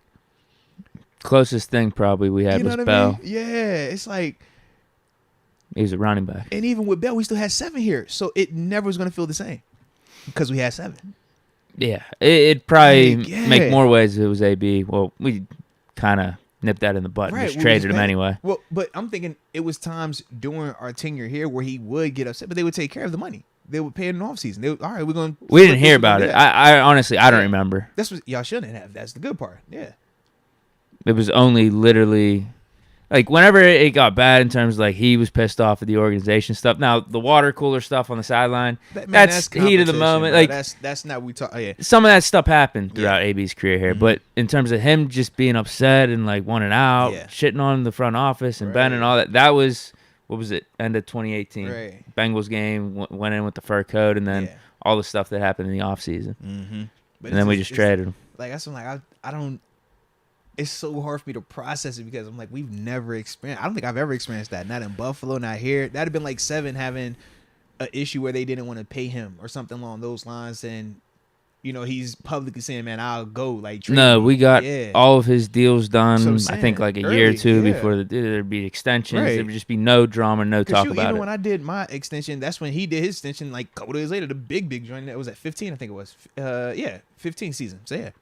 And then probably with Buffalo, then I know when you played, you had quarterbacks all over the place, but you've been paying attention to them Mhm. throughout. They finally got Yeah, Josh yeah. Allen. Mhm. No Take care of him early. debate. Yeah. After Mhm. 3 years, they Take paid care him, of and that was We it. not- yeah.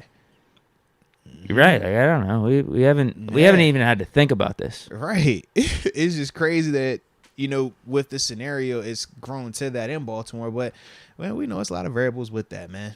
I'm just glad that that's a they problem, not a us problem. Zins. Dino Tomlin plays at BC with Zay, and he's also a wide receiver. Flowers to the Steelers, question mark. Yeah, that's what people are hinting at. Yes, indeed. If you don't have that on your bingo card, man, what are you doing? Okay? That is definitely on mine front and center. I'm like, let me get a Zay Flowers in here. I don't know where it falls to us, but we're going to get a Zay Flowers. And let me get I'm trying to get the full trifecta. I want to get the Zay Flowers, the Joey Porter Jr., the Nick Herbig, and I want the Parker Washington. I want all bloodlines, all pure bloods. That's what I'm going for. Who's this Parker? So that's Dobbs' cousin. Is he Nate Washington? Yeah. Remember that? I remember that. Yeah. So Parker Washington is Josh Dobbs' cousin. Okay. Nick Herbig is Nick Herbig is Nate Herbig's younger brother. All right. Joey Porter Jr. is Joey Porter Sr.'s son. And then when we talk Zay Flowers, he played with Dino Tomlin. That is the direct descendant of our head coach, Mike Tomlin. I need that. If you get that's the Infinity Gauntlet right there, baby. What we talking about, man? Come on, baby. That's 4 of a kind. And I still got a Hayward and a Watt already? Bruh. Come on, man. That's why we had to let Edmonds walk. We told Edmonds in free agency, look, since your brother didn't sign here, we're trying to complete the brother lineup. And since your brother isn't going to be here and Edmonds, and Trey Edmonds don't want to play with us either, you got to go. We're going to keep Case, but you got to go. We trying to have something unique here. We want all NFL brothers and bloodlines here together. They got a chance for it, bro. They got a chance for it. I don't know if Tomlin will ever complete the actual Infinity Gauntlet because that would take 6 stones. It would. But we named 6 right there. We got those 4. And we already got Watt. He's and hurting we got himself Hayward. losing Edmonds like that. But we though. got Watt and Hayward already on the team. Well, we don't have Derek back though. Not yet. Let's just assume we get Derek back at some point. So 2. That's our 6. And then I need all 4 of my draft. Come on, man. I don't know if Zay Flowers counts like that. He played with count. his son. It's got to be him. His son. It's got to be actually him that has the connection. But it was his son that he played. He shared a room with his son. You think, as a football player, you know how much time you spend with your, not just teammates, your position group? Bro, that's your family. You're around the clock. Bro, you see your position group more than you see your girlfriend, your mama, and your daddy, bro. That's no exaggeration. When you get up in the morning, where you going to lift with? Him. When you going to meetings, who you going to be with? Him. When you at practice, who you with? Him. When you afterwards in the ice tub, who you with? Him. When you watching film by your on the late night, who you calling up? Who you hitting up? Him. When you want to work out and do some extra route running and stuff like that, who you hitting up? The QB, but you also gonna hit up him. You spent a lot of time with that dude, man. So I think that does count, man. I get your theory. I don't know if it makes the headlines though. Deke said he's not pure blood. Yeah, I just don't think it makes the headlines. Deke said, "Nope, that's not pure blood. I don't want that." Even though he was friends with the direct descendant, the heir to the throne. Dino could be our future head coach one day. You realize because that, if man? you're saying that, I think you can make a case for Addison then, right? With the Pickett connection. Kenny Pickett is cool, but Kenny Pickett isn't Coach Tomlin's son. That's the difference. Yeah, but they almost built a brotherhood at Pitt between Kenny Pickett is cool, Pickett and Addison. but Kenny Pickett is not Coach Tomlin's son. That's the difference. You know what I mean? Like, Kenny is dope. Kenny's a part of the squad. They got a connection, Addison and Kenny. Yeah, without a doubt. But we talking about. I'm with you. This is from Listen, Coach. I'm with you on the connection as to why we might draft him. I don't think it makes the qualifications for the Affinity Gauntlet. Though. I feel like it does because it's the son. If it was anybody, if it was like a nephew, it wouldn't count. If it was like a friend of a friend, it wouldn't count. But this is his son, first son. If I remember correctly, right? First son. That gotta matter. You're gonna have to make That's the pitch for it. Direct heir to the throne. You realize that when they talking like, yo, who's next in charge of the Tomlin kingdom? It's Dino. Dino is the heir to the throne, man. So for Zay to be with Dino walking side by side, come on, man, that's got to count, bro. That counts in a major way. I can't put it on my gauntlet. It could be on your gauntlet if it happens. He said, yo, he can't make my list. He make yours though. Yeah, it's not on my gauntlet. It's a little blemished over here, bro. Is this 828 style? Yes. What up, guys? Since some rookies come in already making millions, they're going to come in expecting to be on the field getting plenty of targets. NWO now. Hey, man, that New World Order, believe that. Shout out to that WW reference, too, WWF reference. But, yeah, that is something that's a different angle, so to speak. Usually when these guys are coming from college, they haven't been compensated in the 6 and high 7-figure range. Whereas now we've heard about it, man. We know Jordan Addison. He was a guy that had a deal that was, a couple million reported to go out to USC. So him coming to the NFL, yeah, it's going to be new money, but it's not going to be like this is his first time having money. So, yeah, it is a certain level of expectations that come with that because they have already been living under that expectation thing because of the compensation they've received. So, yeah, that is going to be an interesting wrinkle, so to speak, man. Definitely will be. I'm trying to think, though. Because we know Jordan had the big deal. That was like a big talking point here. Do we know about the other guys and what their deals were, though? Oh, you know who counts? You know what I just saw in the chat as a third stone right now? Who you got? Yeah, that's if we bring back Derek. So Watt, Hayward, it'd be Peterson, McFadden. Oh, yeah. I think that would count. Yeah, that's a cousin. Yeah, it's a bloodline. JPJ would count. There we go. We got him. We got it. See, we got options, bro. We got He's options. trying to build it back up. He had the inside edge with Edmonds, though. He lost it. I'm trying to think who is there anybody else that we are overlooking that might have a tie, a connection, a bloodline? I don't know, but it's gonna be somebody. I feel like it's somebody else. We gotta find out. No, what was your question? I'm sorry. You said something about contracts? Oh, yeah. In terms of NILs, because we know Jordan Addison, he had like the $3 million NIL coming out. Well, that's what they said, and then there were reports middle of the season that right? Addison was upset with USC because some of the promises made weren't kept. Right. So I don't know what was happening there. Yeah, I was just wondering because I know like his was the biggest that was talked about, but like Zay Flowers and company, did you hear anything about their NILs? No. That's just, I don't know. Yeah. Probably you're talking specifically receivers? Yeah. Because I was going to say, some of like Caleb Williams probably had a bigger deal. Yeah, we know he did. He had a massive deal. Yeah. No, I have no clue. With Flowers and Jigba. I know, was Njigba in that commercial with CJ Stroud? CJ Stroud was in that commercial all season for like men's fashion or something? My thing is, Njigba could have been in there. I wouldn't have recognized him because I wasn't like I think he had recognizing them dudes back then. He had like two players next to him. Yeah, it couldn't have been Garrett Wilson or Olave. They were in the league. So, yeah, it might have been him. He might have got something from that. Next, AJ Martinez. We need a good laugh. Yes? The Rita situation. Uh-oh. Is he going to break it down for us? Oh, baby. Now, listen.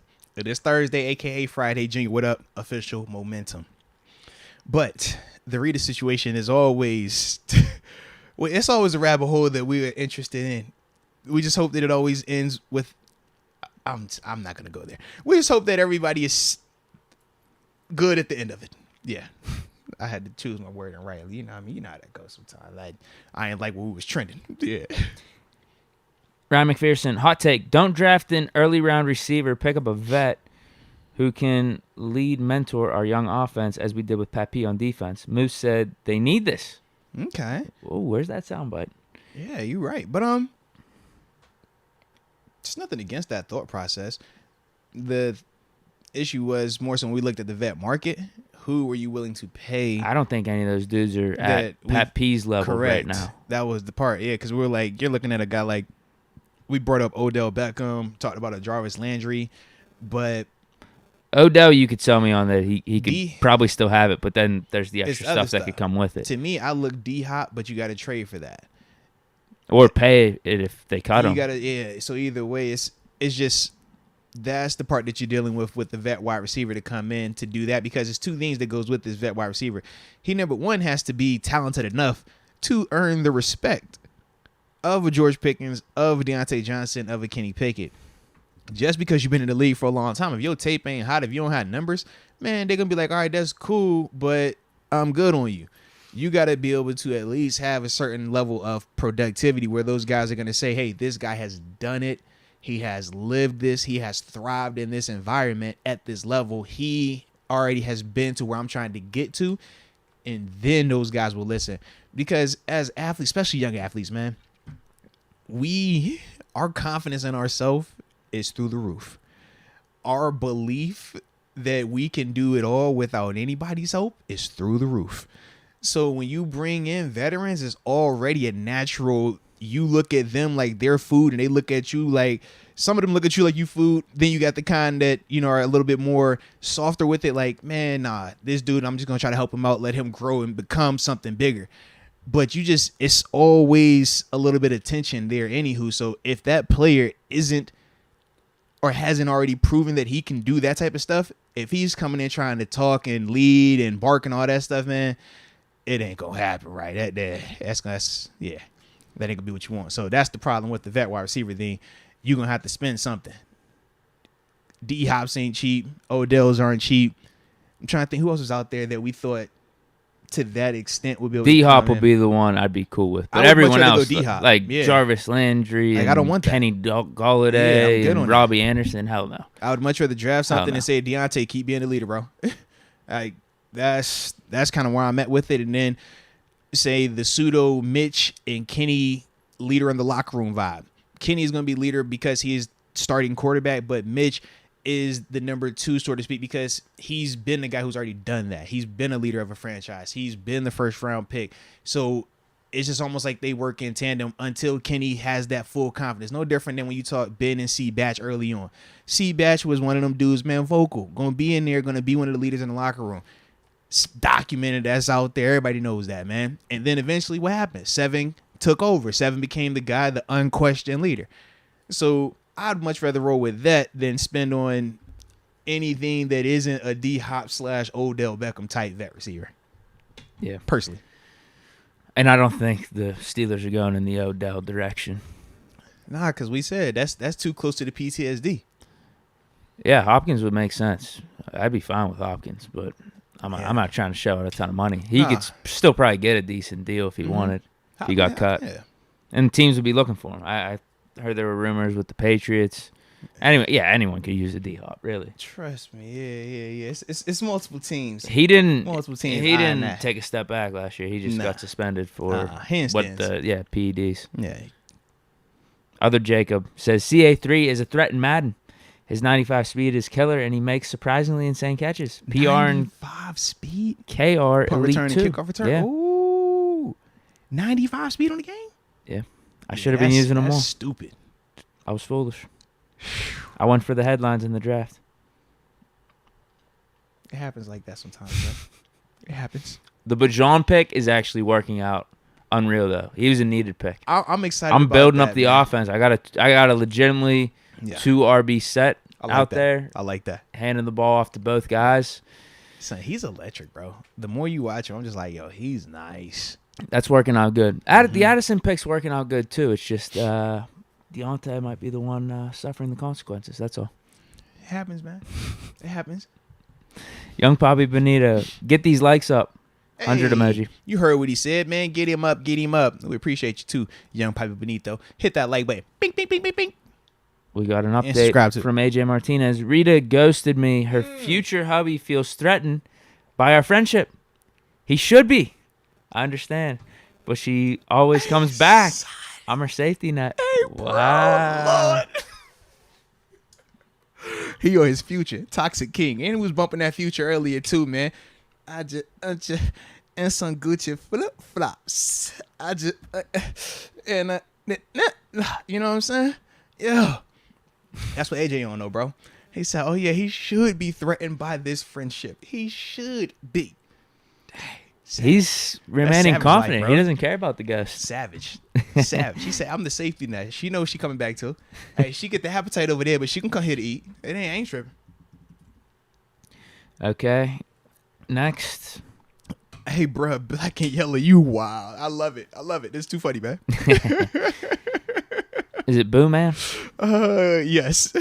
Outside of left tackle, our first pick should not be on offense. I think it's overkill at this point. I trust the young gunners we have on offense. No, facts, man. I definitely agree with it. And that's what we did say. Wide receiver would be the riskier pick, the more just we going all in. We just saying F it, man. We feeling confident in our situation. Because technically we don't have a 100% this is our main need. We look at it and say, all right, we put a percentage on left tackle, but we still have a damn more. We put a percentage on corner, but we talked about we still got Pat P and Levi Wallace over there right now. Akella Witherspoon's still on the roster right now. We talk inside linebacker. We got starters. We have technically our 22 starters on offense and defense right now. And that's a good position to be in going into the draft. So if we did go receiver, it would just more so be that luxury element of it, that this was the best player that we felt at that time, and we didn't want to waste it on another position just because it's a position that we are supposed to take. We just think that this is the player that helps us. This is the player that we think is the best on the board right now. And if that is a wide receiver, then so be it. But I just think that we have set ourselves up, that we are in a good position, that we do have that type of flexibility. But I do want it to be a, O lineman or JP Jizze. Yeah. Sean McCartney, with Siaki Ika pre-draft visit and the signing of Braden Fehoko, do you feel Steelers will still go second or third round for DT nose tackle? Once again, I think there is a possibility of that. First of, when we talk Braden, good player without a doubt, but limited in terms of the sample size, right? We said early on in LA with the Chargers, he wasn't playing a ton of snaps. Even last year, played more towards the end of the season, but the first half of the season didn't play a lot. So to put all of your eggs in that basket, it does have some risk that comes with that. So if you still wanted to draft a Siaki Ika, then, or trying to think of Mozzie Smith or any of these other big body interior D linemen, you still do that because you're saying to yourself, I have my Band-Aid starter in Braden Fehoko if this player takes a little bit longer to develop, or I have my high-end long-term option once this guy gets up to speed. So I just think in that stance, you could see it still go nose tackle, yeah. Next super is AJ Martinez. Shout out to AJ. Gifted membership to John Barley. Man, shout out to AJ Martinez and John Barley. Welcome to the upper room. Yes, indeed. Yes, indeed. And AJ, man, we appreciate you paying it forward, man. Just being a dope person, man, and supporting the channel, man. From the heart. And stay on your future vibes, man. Rita, yeah, man. Rita got you. You got her. I got it. I get it, man. Yeah. Just be careful, though. You said she engaged, right? Just be careful, man. Married people be acting weird sometimes. You just never know. Be careful. Just be careful. Young Papi Benito questions, when are we getting Tomlin on the show? Man, I need to stop BSing, man, and go ahead and make that happen, man. I do need to. Because we talked about it. And he is down. He's open to it. He wants to help out, wants to support, man. He's a good dude. Real? Yeah, he's a good dude, bro. It's just, I don't know, man. just got to do it, man. We I gotta got do it. We got it in our back pocket, Yeah. is what we're saying. Yeah, it's like that, like a lot of times though, bro. I don't know. It's weird it's more me than them. We'll leave it at that. It's definitely me. I get weird. Yeah, I feel like I'm bothering. I don't want to bother people. You know what I mean? It's like, you got to ask. It's like, I don't want to ask. It's weird. I don't know. It's weird. Well, But I it's think not I weird. think that's a positive answer though for the chat. yeah. In that sense, yeah, it is. It is. Yes. In due time. Yeah. No, seriously. Yeah, it is. Definitely is, though, man. Yo Young. Oh man. 1 1/2 Berg pod with Deke and Moats the halfling. I'm hollering at y'all. God. Everything was going good. That was the Deke, chat. Everything was going good, bro. That was the chat that Everything was going good, followed bro. up the when are we getting Tomlin on the show This is question, crazy. where you just This responded is like, crazy, bro. "Hey, I'm gonna get Tomlin on the show." It's crazy. Like you're the connect to get Tomlin on the show, but then you just got a shot fired at you. Wow. We didn't even get to the next topic. We didn't even start like, hey, let's talk about this. Forget the Tomlin thing, and then no. Like, dang, this is crazy, bro. It's crazy. Yep, the next super chat. Yikes. Justin Gordon Moats Mahomes sat his first year, so fans and first pick can chill. He's talking about if we take a receiver, it's like the fans got to chill, and whoever the first pick got to chill. I do think it was a little different though, because they did have Alex Smith in. Yeah, quarterbacks that you yeah, only can have one guy on the field. Yeah. Whereas receiver, we sit here like, what's keeping us from going 3 wide? What's keeping us from putting him on the field? Gentry? Why we keep running out, Connor Hayward on the field? Can we get him on? Can we get this receiver out here? I think that's what we deal with, so to speak, man. Let's go, UW. Ratbirds front office is scared Lamar will turn into another Joe Flacco. Joe hit him for the payday though, but we're at the end. They Joe got was burned. Like weird though, right? They got burned because Joe Flacco bet on himself at the perfect time. We had the same agent back then. I'll never forget that, bro. Yeah. His contract year was the year he went on the Super Bowl run. Yeah. And they had to pay him. Yep. I remember. And then he sucked after that. Yep. And the agent at the time was like, yeah, we got him. They had to overpay, but they knew it. Yeah. I was like, yo, you don't say that right when the contract's happening. Can you wait till after I get my deal done before you start saying that type of stuff, please? Sean McCartney. The look on Deke's face if we pass on Addison for Flowers. We should go corner 100%, but still that'd be crazy. If you would have said that like a week ago, yeah, I probably would have a crazy reaction. But right now, I think I'd be calm. He goes, I'd be calm. He would smile. He could be like, "Oh, I got him. Can he get 8-4? I'd be like, okay. Can he get 8-4? Would you? No, let's not do that. He looks too similar. Like we can't do that. We can't do that. Lean into it. Why not? We can't lean into it. Give him 8-4, man. Put him in 8 or put him in 4 because he can't wear 8. Put him in 4. 4 would be cool. Yeah, either 8-4 or 4. No one's wearing 4 right now. I don't think. I don't think so. All right. 4 would be cool. Yeah. Put him in 4. What was his number at BC? Was it 4? No, what's it 4? I think. Let me look. I felt like it was number 4 there. It was. You're saying 4? It is 4. That would be easy then. Yeah, that'd be easy. Okay. Let's go. No wonder I thought he looked like AB because I seen the 4 all the time, man. I was like, yo, it's the 4.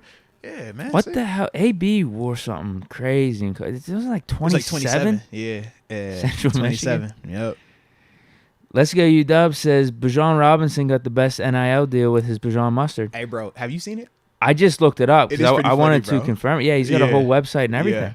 It's called pretty funny, Bijan Mustardson. Uh-huh. That's great. Is this even an NIL deal or is this him starting his own company? No. It was NIL. Yeah. I thought it was. That's how I read it.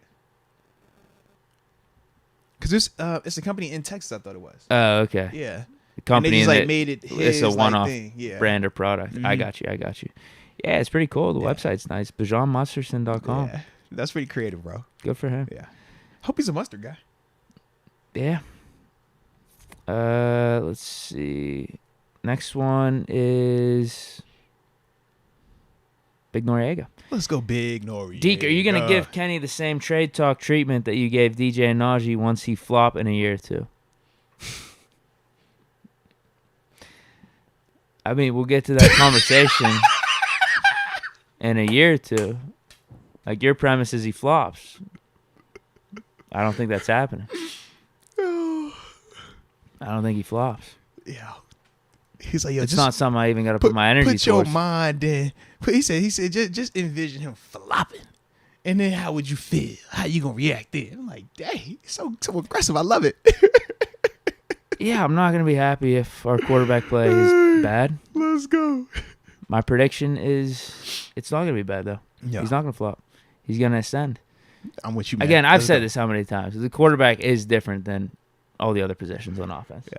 In terms of expendability. That's why you If got to you think move on you- from him so fast, man. If you ain't think got you him, have a gotta go. franchise quarterback, Yeah. you don't talk about trading Yeah. that. But if you realize he's not that, you move on right then and there. You don't wait. So, sink or swim. So far, he been swimming. So far, he good. And Richard Stone gave us the quote of the day. Kenny Pickett will eclipse Big Ben. You heard it there. All Don't right. do that. You see the confidence. No, Don't do no, that. no. Deke, we leaning into this thing, Deke. Come on, man. Today is day, Deke. Plant your flag, man. That's one Stand comment on I'm it, not man. gonna make. Nah, man. Richard Stone said it, Deke. So I know you got his back, man. Because he a Big Ben. He a Kenny guy. I know you a Kenny guy, man. Big Noriega is not a Kenny guy. So Big Noriega would not back this statement. But you a Kenny guy, man. Let's settle Says down. Kenny will eclipse Big Ben. Let's settle down. That's what he said, man. Let's settle down. We ain't Let's diving see him into get him. some Super Bowls Come first. on, Let's man. settle down. Hey, fire up the Settle down. cannons. Let's go. Come on, man. Settle down. Let's not forget what 7 was. Let's settle down here. You know, 7 ain't win no ACC championship. Remember that, man. All right. Kenny got the ACC championship right here in the city. The last championship brought to Heinz Field. I think, right? Was it? No. Yes. Do you want to count the Whippeal championships that happen every year? No. No, not the Whipple championship, man. So, yeah, man. Kenny got the last championship at Heinz, bro. Got to count for something, man. It was played at, where was it? Charlotte, was I in- think? yeah. North Carolina or Bank of something? America Stadium. Yeah. I get what you're saying. But, no. No, I'm not making that statement. All right. Fair enough. Let's go UW. What about Ike T on the show? Oh, man. We definitely should do that. It's all love to it, Ike. Once again, man, it's an ask. I'm just weird with asking. It took me forever to even ask, like, certain people to come on. Like, Vince, for example, man. Vince could have been on the show many times. But it's like, yo, it's my man. It's like, it's weird. We got him at a good time, breaking some news. We did, too. We definitely did. But it'd be weird sometimes, man. Like, these are my homies. These people's like, hey. Well, if Bud signs, you got to be I do on the phone. Yes. Hey, Yes. That's you're our gonna first be, interview. That's gonna be a business. He already know. Like, Bud, listen, you my dog, but this is a business thing. I'm hitting you on my business line, okay? Like, that's Don't gonna talk be the to vibe. anyone Yeah. for us. Yeah, this is all business, okay? We just need that, okay? Take it back to 15 one time, okay? All right, just take it back there. So yeah. Justin Gordon, I'd rather have shutouts on defense and dubs than score 30 points a game. Coach T never cared about stop points. Draft Yeah. defense to help KP8 develop. Nah, facts, man, facts. Defense is already looking good. Honestly, we could go into next season with the team as is, and I think be fine. When I said we had 22 starters, like, bro, we got our starters and we have some depth. Like, we are good. And that's the other thing with the draft. We act as if the draft is going to bring us all starters, all depth, all perfect. It's like, man, we're going to miss on some of this. Some of these dudes are going to take a little longer to develop. Everybody doesn't develop. If we On the draft same D-line, we're Right. thinking the predecessor for Cam, so Right. don't expect anything crazy now. Yeah. But that's the thought process because of how talented we already are. But we're also we're also banking on the development of these guys in that year 2 jump too. Going back to receiver talk, that you're saying it works for that. It works for the D-line. Yeah. If we draft the predecessor for Cam, they don't get as much PT. It does because once again, you're it's a it's different receiver. position. It's Yeah. receiver. We're It's not a receiver. way different position, man. Way different position, man. It's sad. It shouldn't be that way. It, But because this is the thing, should not be that you way. could play 20 snaps a game, Deke. But if I put you in there and I'm putting you in a situation where you're gonna make a tackle, your 20 snaps, you get 2 TFLs, you get a QB hit, you get 3 tackles. All right, you feel great, don't you? You only played 20 snaps, but you pooped. You was like, yo, I got off today. It don't work like that at the other positions. The receiver, you like, bro, I need targets. Like, throw me the ball. If it's zone, what am I gonna do with this? Like, all right, it was man, but he looked this way. Oh man, QB got hit on this play. I got nothing. I'm just out here doing conditioning today. Yeah, 100 routes, no targets, no productivity, man. You just was just working out. That's all you did today. Worked out. Yeah. At least on defense, you can make a play. You don't have to have anything called for you. You can make a play. Yeah. Cassis. Hold on. Okay. I did see something earlier. I want to shout him out. Big Noriega. His birthday is tomorrow. So, do want to tell you happy birthday, Big Noriega, man. We all give you, we know some people in the comment section give you a little crap because your thought process isn't always in line with everyone else's, man. But we do always appreciate you tuning in here, man, and just standing on what you stand on, man. So respect that, and you got good email vibes too, man. So shout out to you, bro. But happy birthday, man. Hope you turn up for your B-Day, man. Make it all black and gold and feel great about it, all right? Copy you a Kenny jersey or something, man, or like get you a Kenny cake, a Kenny like card. You should send him like a Kenny something, bro. Like I think that'd be a dope birthday gift. Yeah, but like I hope this is your KP 8 year, man. Yeah. I don't know if I'll go that far, but I will wish him happy birthday. There we go. Yeah. Kazis Abdul Aziz. Y'all see the Cam Newton list? I did. It was pretty funny. I like. Do you know the names? Off the top of your head? I wish I did off the top of my head. He named everybody Sam Howell. In terms like he would back him up. Malik Willis would back up. Because the thing was this though. I think that what he was doing was important because a lot of times when players like him don't speak, people will hijack the narrative and they will say what? He's not willing to be a backup. He's only going to play for this much. He wouldn't back this player up. He's not willing to go into this situation. So what he was doing was essentially controlling the narrative. You can't say he won't back up a Sam Howell because he went out there and flat out said, I would even back up a Sam Howell. He said, I would even back up a Malik Willis. He was very specific on the type of quarterbacks he would back up. And it made sense. Some of these dudes aren't the best. Some of these dudes do got some questions. He's talking about being a mentor for him. Yeah. But he's like, I'm willing to even go in those situations because a lot of people have said that Cam Newton wouldn't be open to any of that. He's the starter. Oh, remember, ain't 32 quarterbacks better than me? And they would use that against him. So he just essentially said, no, you can't even use that against me now. So what are you going to say in terms of why I shouldn't be on your team? What I can't help your team? How? Why? What's your reasoning? I think that's what he was going for right there. Sure. The 9 guys he listed, Lamar, Josh Allen, Fields, Deshaun Watson, Tua, Jalen Hurts, Malik Willis, Sam Howell, Aaron Rodgers, and then he also brought up C.J. Stroud, Bryce Young, Anthony Richardson. And then when asked about, like, what about Mahomes or Burrow, he said, basically, he noted that some quarterbacks left off his list had backups already or wouldn't need his assistance. Yeah. So it was like he was clearly saying that he did some research. Yeah, and that's the part that I respected, and I thought it was really humble because, man, when you're a dude that's been a megastar, like we talked about Cam was a icon. He had everybody and their mama dabbing, bruh. Like that's what Cam could do. So for him to even be able to come back to say that, man, I'm even willing to back up. I just love the game. It's not about money. Cam filthy rich. But in terms of just wanting to be on the squad, man, you don't lose that desire, and he still is talented enough. The problem is everything that comes with it.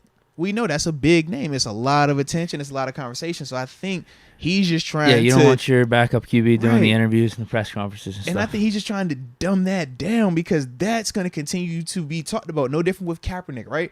Think about how long with him it was like, man, is he willing to even back up a guy? Is he willing to do this? And because we wouldn't hear anything, you could just run with whatever narrative you wanted to run with. With this, though, Cam is letting people know, like, no, I'm actually cool with being a mentor. I'm actually cool with backing somebody up and just coming into a situation where I can help somebody grow. I said, I don't hate it. Yeah, that's pretty cool. Yeah, I don't hate it at all, man. That's pretty cool, actually. We got Kobe-1 Kenobi. Wow, that's a great name. Kobe-1 Kenobi? That's pretty good. Let's get it. I like that.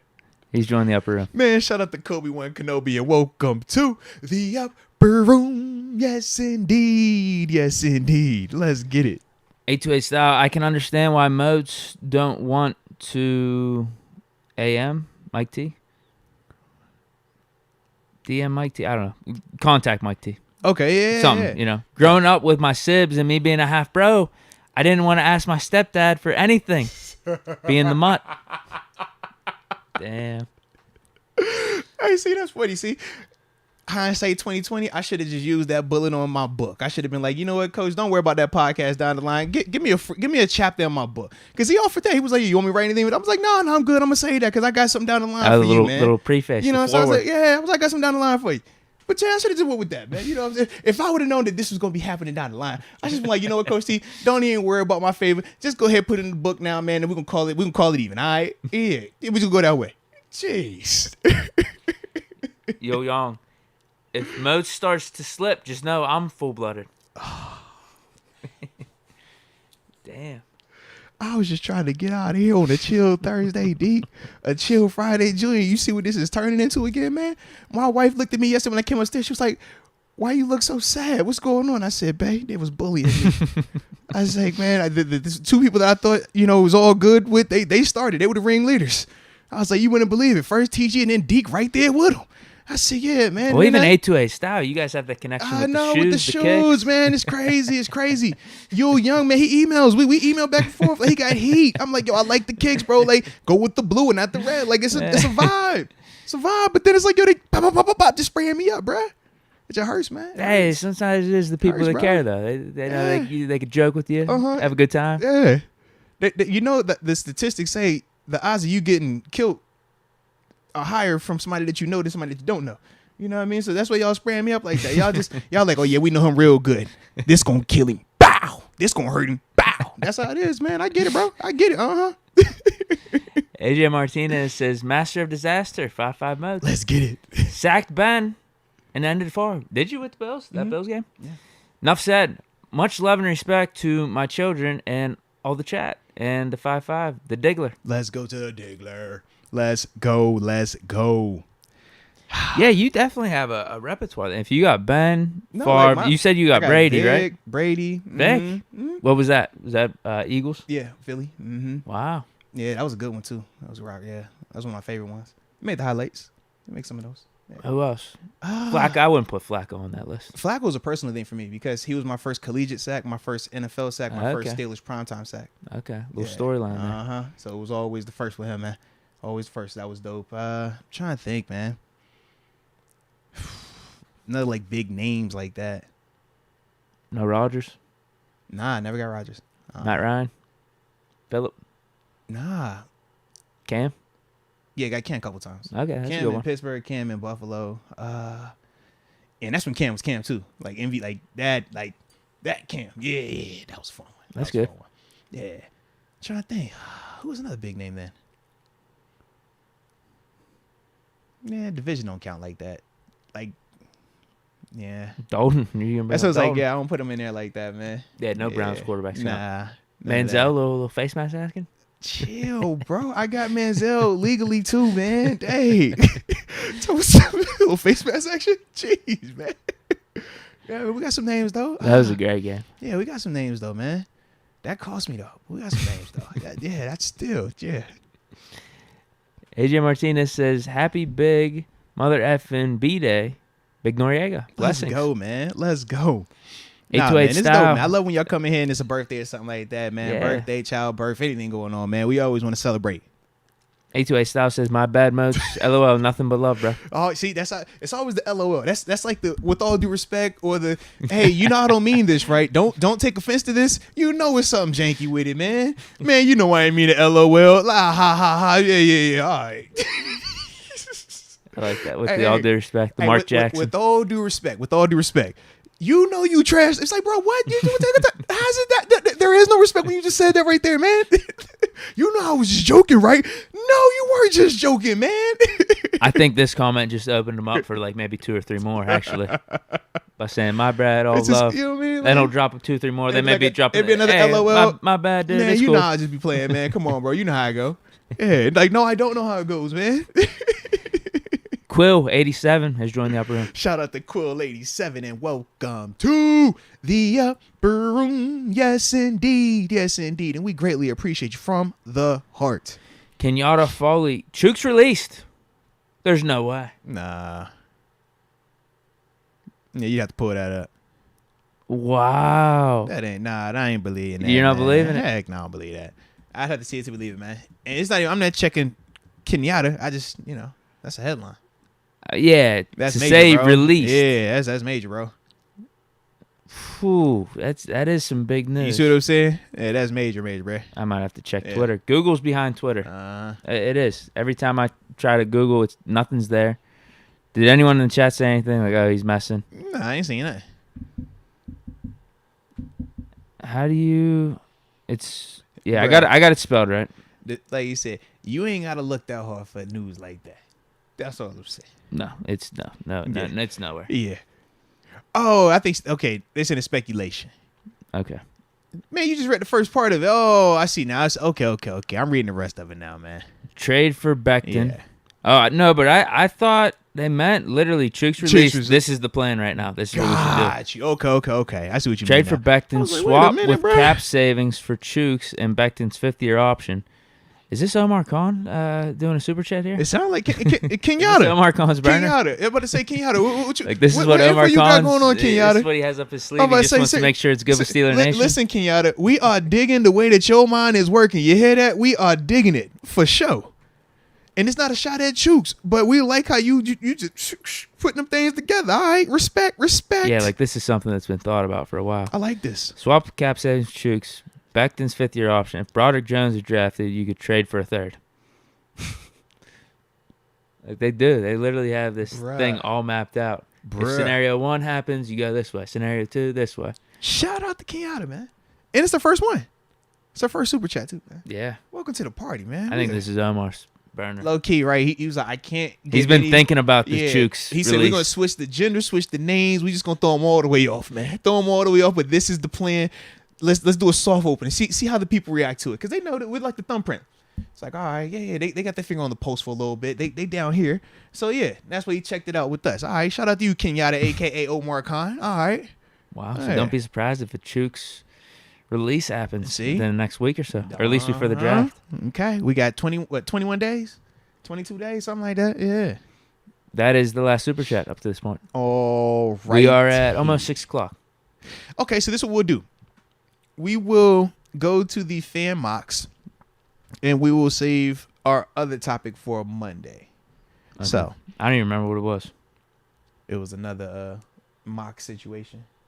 Oh, got you. Yeah. McShay. Yep. Okay. Yeah. So we will come back to him on Monday, but we will make sure we tap in with our fan mocks, because we do appreciate whenever y'all do send those in, man. And we continue to update them on the website as well, arthurmoats.com. Anytime y'all send those mocks in, man, we are constantly making sure that we putting that out there, man, so that way y'all can have y'all GM skills on display. These ones are a little spicy. These ones definitely are, man. They definitely are. And I like the fact that this is another unique group, man. Anytime we go through and we're looking at the different names, stuff like that, who's submitting, it's always cool to just hear the little backstories, man, with the info that y'all put in and stuff like that. But I'm going to start with the first one, Dr. King Schultz. He tunes in with us from Germany. Doesn't catch a lot of the lives, but he's literally watched all of these shows on replay. He gave me the full recap of all of our shows. But he's a fan of you, though, Deke. He definitely likes your energy. He likes your takes, all right? Thanks. So shout out to you, Dr. King Schultz. But he starts this thing off spicy, man. Trading out of that 17th spot with the Seattle Seahawks to go back to the 20th overall selection. And then from there, he also picked up an additional 3rd round, the 83rd overall pick, and a 5th round pick, the 154th selection. So with that, to run it down, first round, he went 20th overall, Anton Harrison, the tackle out of Oklahoma. Then at 32, Mozzie Smith, big body D tackle out of Michigan. At 49, Trenton Simpson, athletic rangy linebacker from Clemson. At 80 overall, Garrett Williams. Then with that additional 3rd round pick that he traded for, he went at 83 overall, Jordan Battle, the safety out of Alabama. Roll Tide. Then from there at 120, he goes Jaden Reed, the speedy slot receiver from Michigan State. At 154, Yasir Abdullah, the edge rusher out of Louisville. Then from there, my quarterback, 234 overall, Stetson Bennett, the 2-time national champ out of Georgia. And then at 241, the running back out of Minnesota, Muhammad Ibrahim. So, This is a good draft. I love a lot of this, dude. It was weird for me. How do we get all that for just moving down 3 picks? We get a 3rd rounder? Because, yeah, he moved down 3, but And he we got picked a up 5th. additional 3rd and a 5th I for feel it. like that's a steal. Yeah. Like, I do like that part. And when you talk about the positions, Anton Harrison, man, we feel like he's, one of those top 5 tackles in this group. I feel like he's behind your Broderick's, behind your Paris Johnsons, your Peter Skoronskis and stuff like that. But he's next up after that. Him, or Darnell Wright, they're all in those next conversations and stuff. So I definitely like that. When all you did was move back 3 spots, you still get you a good player, but you didn't have to necessarily reach or, overdraft him in that sense. Mozzie Smith, man. Mozzie a good player. I think he has so much more potential. He just has to get more consistent. But in terms of what he brings, he's like Larry Ogunjobi. But I think he has more power, whereas Larry Ogunjobi has more speed and agility.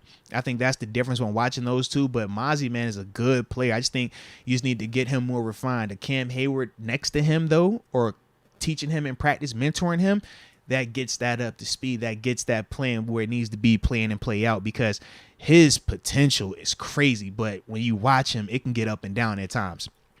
Trenton Simpson. We've been saying we need an athletic, rangy linebacker, right? Whether it's been Deke, whether it's been me, when TG on, he talks about it as well. This is TG. This is him. This is TG's picture. This is the guy right Trent here, Simpson's man. is TG's This is long him. lost brother. This is him, bro. This is him. So you get the guy that looks like him, but at the same time, man, is rangy as heck. Good player, off-ball linebacker in Clemson, man. So I definitely like that. Garrett Williams, low risk, high reward signing. We know he's coming off of an injury, but when healthy, man, this dude was one of the top corners, man. Really good man-to-man guy, athletic, ball skills, everything jumps off that you want. Jordan Battle. Like this one. And I like it even more so because of the Keanu Neal signing. Get me a young guy, but I have my vet. I have my vet early on. I got my young guy ready to learn. I got my young guy that's going to ultimately be my answer going forward. But I just think that it's a good scenario and it's good value in the 3rd round. I don't think we had to, take it in the 1st or in the 2nd. So I did like that. Jaden Reed, the slot element of it. We talked about him, was that yesterday, right? So yeah, at least he gives you some of that competition. Yasir Abdullah, he's interesting to me. I love him as a pass rusher. I don't like him as an outside linebacker, though. It's weird, bro. Yeah, I don't know why they haven't marked his edge. Yeah. He's like one of those dudes that could do it all. Yeah, I like him when he rushes. I don't want him playing outside linebacker full time, though. Like, he's rangy as heck. I love his clothes. I love his burst.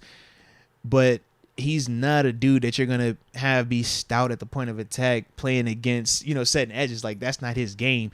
And when you watch him, how they used him at Louisville, they would move him a lot in some of those instances, man. But to me, he's just an athlete, man. I would love him on our Rover situation.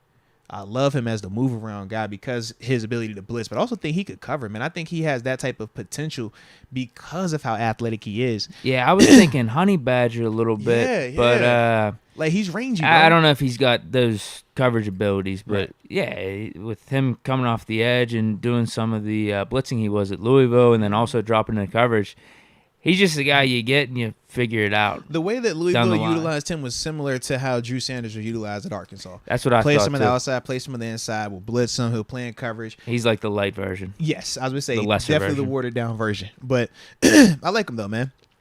Yeah, definitely like this one, though, man. Yeah, and then Bennett, and you got a little 3rd string RB there Mhm. too. That's a good draft. Yeah. I Shout can't out to- hate on this, man. Shout out to Dr. King. Maybe Schultz, I would man. have drafted differently after doing that trade, Mhm. but still, these are good quality players. I Yeah. think the one criticism would be, could we have gotten another corner? Versus Garrett. Yeah, I'm fine with the Garrett pick, but Oh, just an additional corner. I wonder probably replace either Harrison or Smith. Because I'm trying. Like He didn't double we've got dip. Deontay Banks round 1, Yeah. and then you have Garrett who's still recovering off his injury, Right. waiting in the wings. Because if you notice, he doesn't double dip at any position. He doesn't two tackle. Yeah, I'm two fine with Garrett. I D-line. I think I would like a different corner. Okay. Or an addition. Yeah, you're right. Additional corner Yeah. with it. I like it though, But man. yeah, if you're going D line, Smith's a fine pick. If you're going Mhm. athletic linebacker, Simpson's good. You're going cornerback late. Garrett Williams, an excellent pick. I love the flyer Extra on safety, Yasir. battle. I like the Yasir Abdullah pickup Sure. because of that, like explosive, athletic, rangy, could play him multiple spots. Like, I like that. That's a good one. All right, shout out to Dr. King Schultz then, man, over there in Germany, baby. Let's go. Next up, man, we got to talk about the homie Kobe Grace. Kobe Grace is another one of those people, man, rocks with us, man, tunes in a good amount. He wanted to give us some context ahead of time, so let me tell you the thought process. I see the trade. All right, so he says this. The reason why he wanted to go with the trade is because he had ran a couple of mocks. In the majority of his mocks, the way he had it set up, all of the corners were going super early. So his thing was he wanted to guarantee that he could get one of those corners. Okay. So that was ultimately why he decided to make the trade to start this thing out. Now, if I remember correctly, I think Big Noriega, TG, and Deke on certain days is going to love this first trade that started out. But ultimately, the Pittsburgh Steelers in this scenario trade Deontay Johnson and this year's 7th round pick, 234th overall, a first rounder from next year, and a third rounder. Wait, we just got fleeced. Just listen. This trade's terrible. Just listen, and then a third rounder for 2 years ago, or for 2 years in the future. Okay, but we get to move up from 17 to 11 overall. Well, no, not move up. We still have our 17th overall pick, and we pick up the 11th overall. That's the difference. We never gave up anything. We just gave up Deontay. I still don't like this. We gave up next year's first too. Yeah, but this is what he does. So from there, at 11th overall, he goes JPJ, Joey Porter Jr. At 17, he goes Jordan Addison right here. Then at 32 overall, he went with DeJuan Jones out of Ohio State. At 49, Nathaniel Dell, a.k.a. Tank Dell. Then at 80 overall, Garrett Williams. 120, Ivan Pace Jr. in the 4th. And then in the final 7th round, 241, went with Aiden O'Connell, the quarterback out of Purdue. On paper, I don't mind the draft. I don't like the trade. Okay. I don't think I like the trade. Okay. The draft looks pretty good because I guess we have 2 first-round picks. You get Porter Jr., Addison, DeJuan Jones, sure, and fine pick. You spend the block, get Tank Dell. I'm like Garrett Williams. I'm like, okay, so you end up with 2 receivers out of this thing for the price of 1, so to speak. I don't like this trade. Yeah. I want Deontay in the room. Okay. As a leader. And okay. I don't. So we're pick swapping round 1 for round 1, and probably we're gonna be drafting higher than 11 next year. Like we should be. Yeah, we should be in the back of this now. I mean, we should be 32. Yeah. So sure, 11's a better value pick than whatever we're probably drafting next year. But it's also a third, and you're trading Deontay, who I mean, even based off last year, I still think he's like a top 20 receiver. Yeah, I think it depends on how you view Deontay. Also, how do you view these rookies? If you're a guy that thinks Jordan Addison is giving you Deontay productivity year 1, then you're not tripping on that. And you're saying to yourself, well, I also have my lockdown corner for the next 10, and I got my receiver. But then I also picked up my slot guy in Tank Dell. I'm not a fan of the DeJuan Jones pick just because he's a right, and I want a left tackle. Yeah. But then from there, even with the Garrett Williams pickup, like we know that's still the low risk, high reward, but it just depends on how you view it in this situation because we know it's probably not going to be ready at the start of the season just based on where it's coming back from the ACL that he tore was at October. So from there, Ivan Pace Jr., rangy, off-ball linebacker, so you have that athlete. We'll see what productivity you get from him early on. And then, flyer on a third round, on a third quarterback, so it just like I said, it's bold. On paper, again, I like the draft if the trade wasn't involved, but of course the trade has to be involved for this draft to happen. And then, as I'm thinking about it more, as you just went through it, Ivan Pace Jr., it's like Mark Robinson. Yeah, that's what it is, something unique. We need something like Drew Sanders or Trenton Simpson. Yep. Or DeMarvion Overshown because he's been going in the 3rd and 4th round in these mocks, right? That's what I prefer there. But I like the guys as a whole here. It's risky. It's super risky. That's the thing. It's super risky. On paper, it looks fine, but I think in reality, it's a little risky. Just trading Deontay like that. Who's your leader in that receiver room? But how many times have we talked about trading Deontay, though? He's been the name that people bring up. Move on from Deontay. Cut Deontay. Trade Deontay. Nah, I'd like to keep Deontay. It does make sense to trade him. I get it. But still standing on. He don't think Deontay gonna take another snap in Pittsburgh. Remember that? I still ain't forget that one. He said that. Yeah. I get why you trade Deontay, save the cap space, get a rookie receiver and all that. But Deontay is still a good receiver.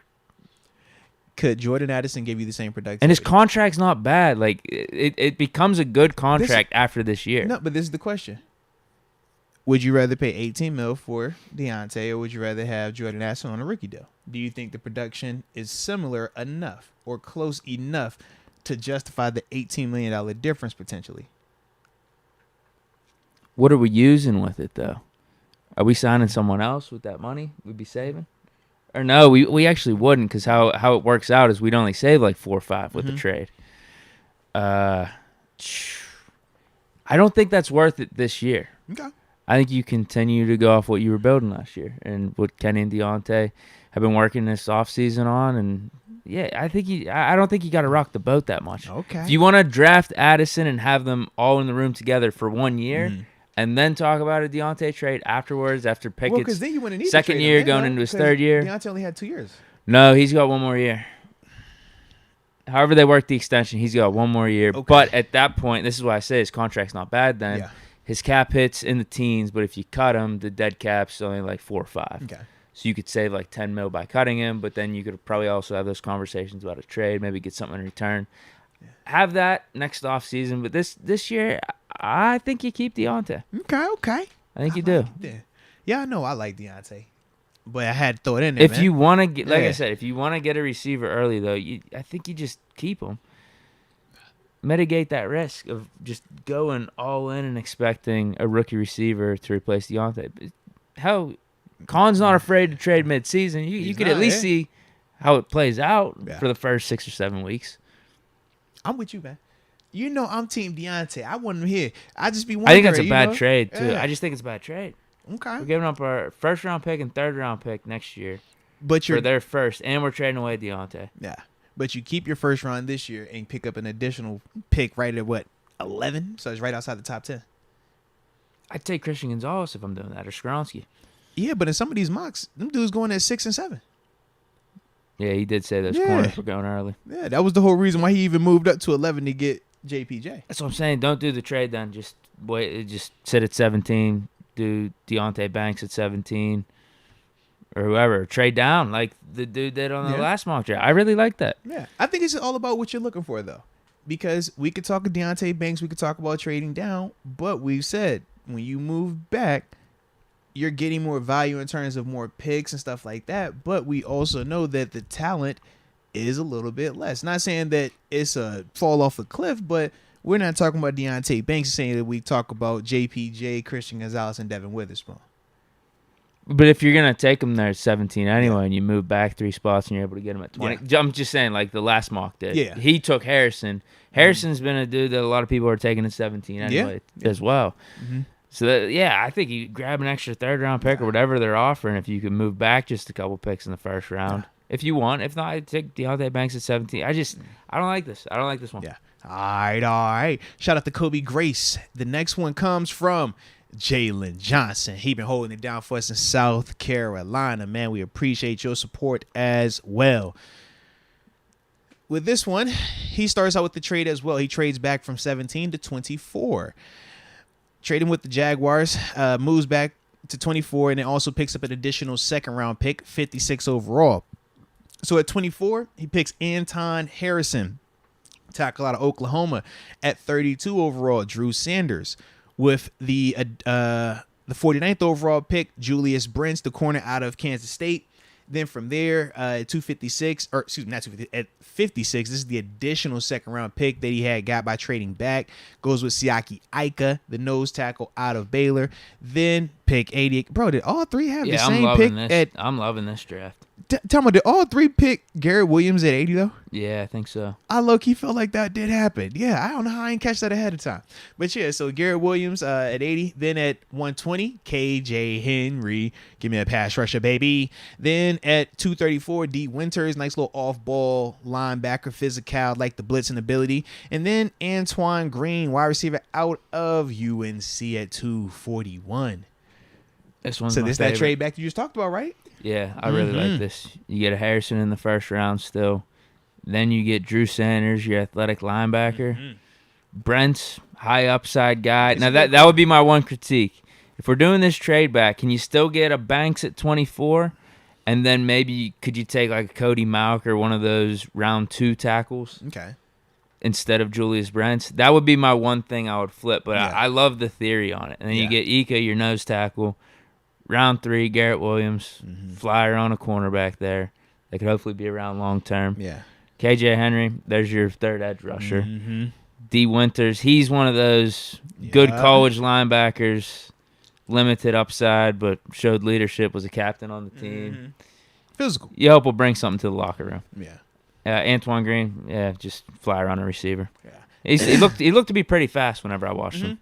Yeah, D. Winters, man, that'd be a special teams guy, man. He'll get out there, give you productivity there, leadership. KJ Henry, man, I like his burst. Natural rusher, good with his hands, violent, compact, twitchy though, twitchy. Has to get better in terms of playing the run more consistently, hand placement more consistently, but really good natural bend. I love his effort, man. He plays the game hard, plays good, flashes too, man. I love the double dip. Give me 2 corner. If I'm taking Garrett Williams, man, like I said, that's a flyer because he's been hurt. He's coming off of an injury. So with that, Julius Brents, at least I have somebody that I think in Julius Brents, he's not Cam Sutton, but he gives me those vibes in the sense of just like really good all-around player. I don't think he's great at one particular thing, but I like his footwork. I like his hand placement. I like his technique in man-to-man. I like his vision. We can work with that. Yeah, like he's just one of those really good players. Like when I think of a DB room, you want a Julius Brents in there, but you don't want Julius Brents to be your number 1 or number 2 guy, if that makes sense. Like if he's my 3rd guy, I feel great about it, and I think he could develop into a number 2. I don't want to start him out at that, but in our scenario, we don't have to because you have a Pat P, you have a Levi Wash, you have an Akello, and Garrett Williams ultimately, to me, has the higher upside once he gets back healthy. So I would at least feel Those good could be our about guys for the future. Right. Develop under Pat P. So that's kind of like my mindset there. You know, I'm a big fan of Drew Sanders. I need me an athlete at the linebacker spot to offset the Cole Holcomb and the Landon Roberts signings. And that rushing he brings to the table is Yeah, elite. absolutely, man. Just a versatile player, man. Really good dude. Plays it the right way. You know I like Siaki Ika, and because we would just be utilizing him in the nose situation, run situations, I think he'll be highly effective. And then from there, Anton Harrison, man. Give me a big body tackle that can move, that can dance with them pass rushers out there, man. Or something to just compete with Dan Moore either way. But I still wouldn't feel terrible about it not beating out Dan Moore because it was at 24. At 24 overall, it's no, you ain't coming in here and it's guaranteed you starting. 17, top 10 is different. Way different conversation. The further back we get, though, in that first round, the easier it would be to not have everybody tripping if the first rounder isn't out there playing 100% of the snaps in the first half of the season. So this one, I ain't gonna lie, I kind of like this one the best. Yeah, this one's my I favorite. like this one the best, bro. There's maybe some little things I would do different. Instead of the edge rusher, do you grab a receiver right there? Is Tank Dell available at round 4? Oh, see, for Or me, maybe I love the that edge Jones rusher. Jones dude from Purdue. See, I like the receiver part, but Whoa! I want to get Dupree. That's my stipulation. Okay, fair enough. Sign Dupree. I'm like, yo, give me KJ. He's cheap. It's fun. I like it. Yeah. And then the only thing I might do different instead of Harrison is draft a Banks there. Yeah. And then at round 2, maybe I take whatever best offensive tackles available. Yeah. Maybe, Okay. because I might do receiver there too and just roll with Dan Moore. But I love the theory. I love the theory. I mean, I'm good with it as is. I like to be this one honest a lot, with you. bro. Yeah, I like this one a lot, man. Yeah, because Brents and Williams like that combo. Mm-hmm. Drew Sanders, Ika, nose tackle. Yeah, it's great. And like I said, when you get to the 7th round, it's like, man, pick your poison. Which 7th rounders do you like? All right, you like D. Winters and Antoine Green. Okay, I like Stetson Bennett and Brenton Strange. You know what I mean? Like everybody got this guy versus that guy. So at that stage, man, yeah, I don't hate on that at all, man. Yeah, it's a good draft, man. Shout out to Jalen Johnson. You won today. You might have won all of them. Yeah, Jalen Johnson, that was a vibe, bro. It's a great one.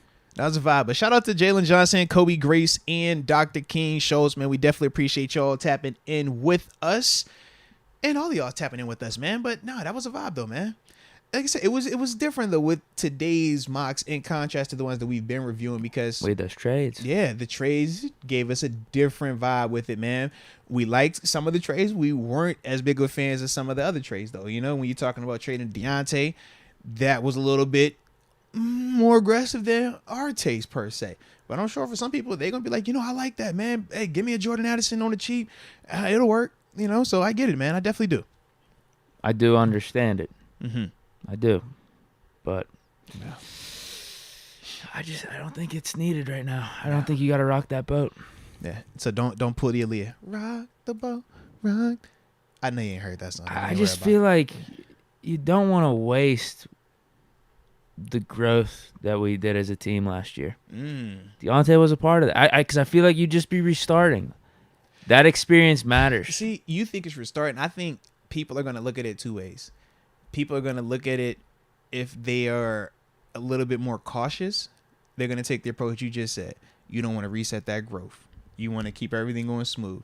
But then you're going to have the ones that are a little bit more just progressive and forward thinking and say, it's not going to hurt them. All you're doing is plugging in a younger player that can give you close to what Deontay is, but we're going to offset that loss with the growth of a George Pickens. And we know we got Pat Frymouth, and it's always just the positive optimism.